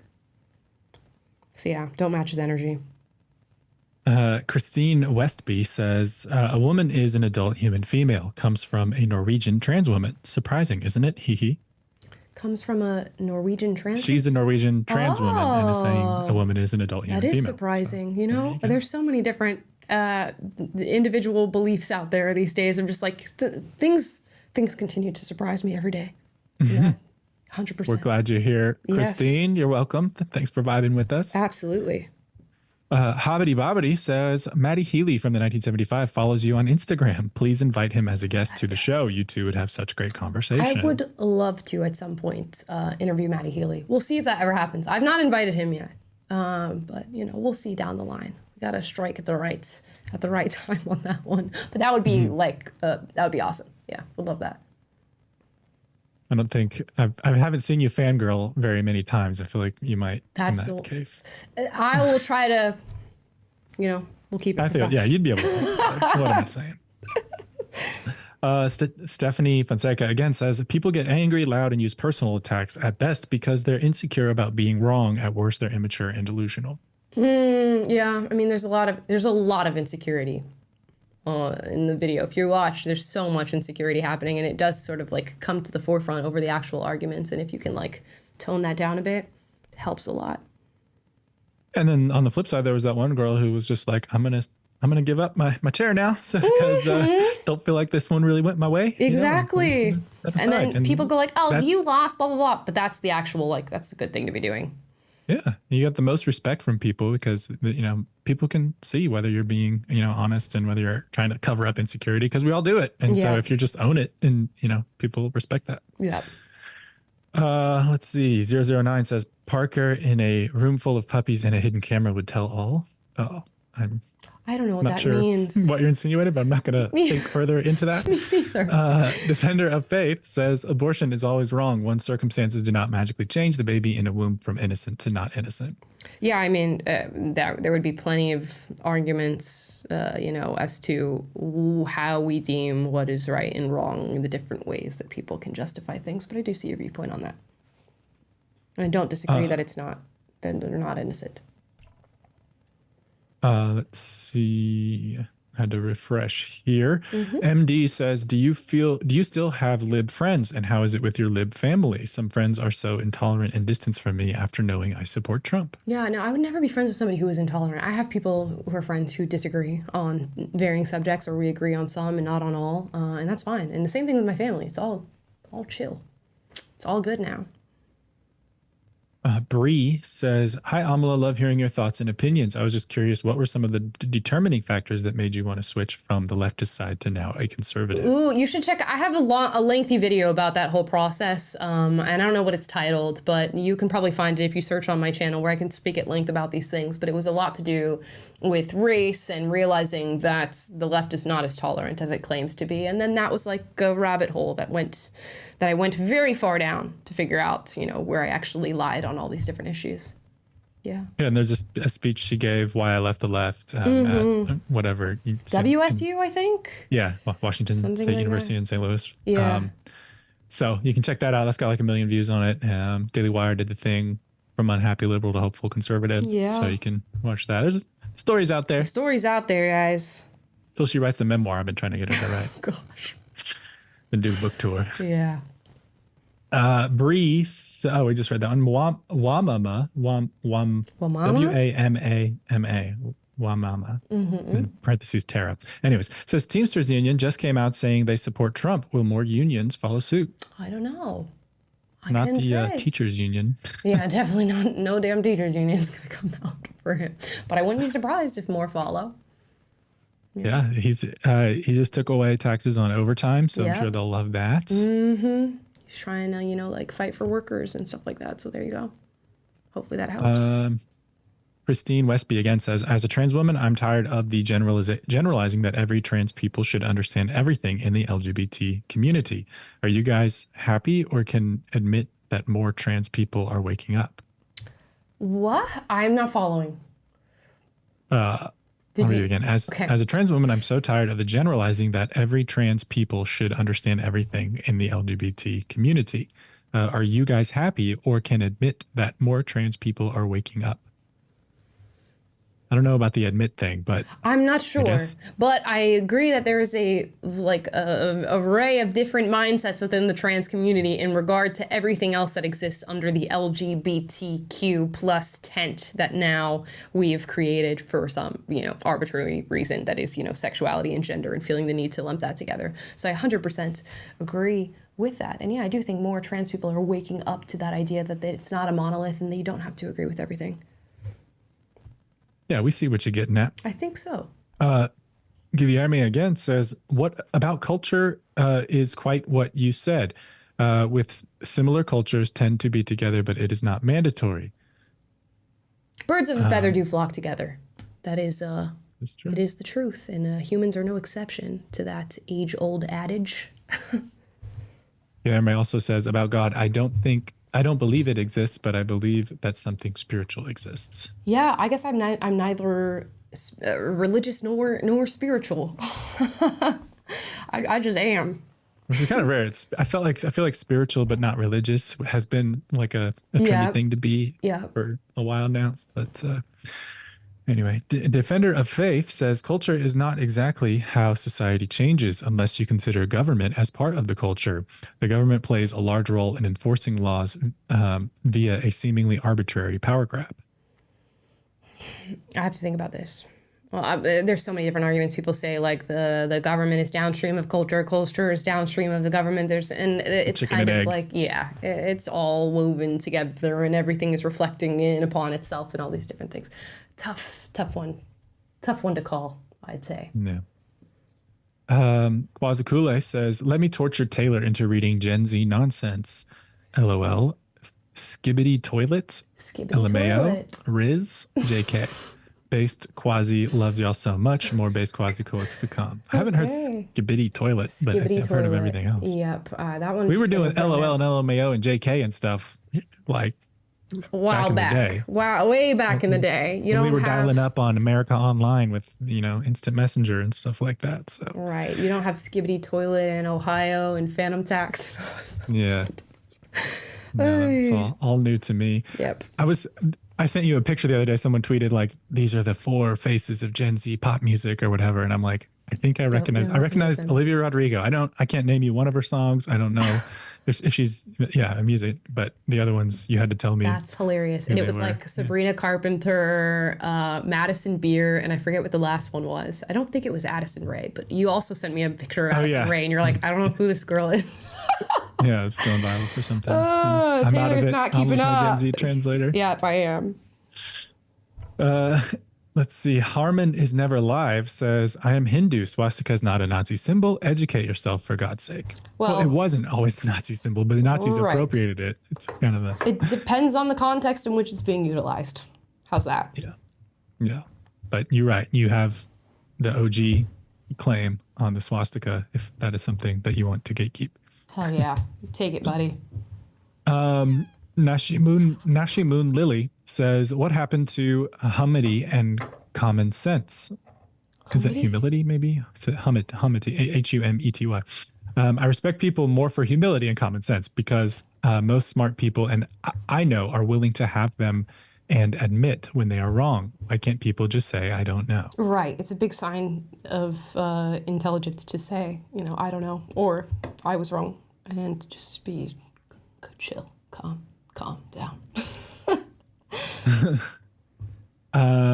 MSS Sound Mixer says, I just discovered you and think you are one of the most honest and intelligent people of your generation. Have a coffee on me. Oh, that's so sweet. Thank you. That is so nice. Did you guys just hear my dog howling in the background? They're going to continue right now. They're little outside. Puppies, and they just learned how to howl, so now they're doing it all the time, and I have neighbors. Oh, I do hear it. Yep. They love, I'm sure the neighbors love that. Caitlin Riley says, I just used a $4.99 super chat and didn't chat. So, well, thank you, Caitlin. You used a $4.99 super chat. Oh, instead of putting it in the chat? Is that what she means? Or it didn't I guess. Caitlin. I only see this one, though, you. So we appreciate you, Caitlin. Yes, we do. Latin Riz again says, hey, Tay and Amalita, lol, that one girl totally looked like a younger time travel version of Amala. I second you, Diva Dawn, Pedal Pub, MSP. Love the show. Naima, I can't beat the accusations. Can't beat the case. Like, apparently we look alike. Which we do look alike, let's be honest. Mm-hmm. Nick Brown, I think this is our last one, says, inspired by Matt Walsh's documentary, please check out Ryan Cannell's movie, I'm Not Racist, But. Okay, I'll have to check that out. I haven't seen Matt Walsh's either, but I hear people like it. So yeah, I saw it last week. It beat my expectations. There we go. Good stuff. Okay, good. I guess we'll wait for he can't get a Rotten Tomatoes review on it, so I guess we'll see what ends up coming out from the critics. Oh, we did get another super chat. I'll just read this real quick. Defender of Faith says, what's your favorite argument for God? I know you don't believe in him, but I could provide you all my favorite arguments against God. Problem of evil. Since all arguments are unconvincing, I don't know that I can give you a favorite unconvincing argument, if that makes sense. Sorry, I don't know that I have one that I could give you for that, but I have heard the extent of a vast extent of the arguments for and against the existence of God, the William Lane Craigs of the world and the C.S. Lewis's and all the different debaters in both the atheist realm, which is, a word that if you watch the show, I don't like the word atheist, but and within the Christian realm. So I don't know that I could give you a favorite. I'll think on that and see if maybe on Friday's show I actually have an answer for you, but I don't know if I can give you a favorite of things that have not swayed me, if that makes sense. What an interesting note to close out the show. Yeah. Guys, thank you so much for watching the show today. It was a long one, so if you've stayed from the beginning to the end, thank you for sticking with us and hanging out. If you have any thoughts about all the different topics we discussed in today's episode, drop them in the comments down below after the show. And if you disagree with anything said in this episode, I encourage healthy debate, so let's duke it out, but do so respectfully. And if you like this video, like, subscribe, click the notification bell to be notified every single time I post a video for you guys and every single time we're live. That's Monday, Wednesday, Friday, 1 p.m. Pacific, 3 p.m. Central, 4 p.m. Eastern, 8 p.m. Universal Time.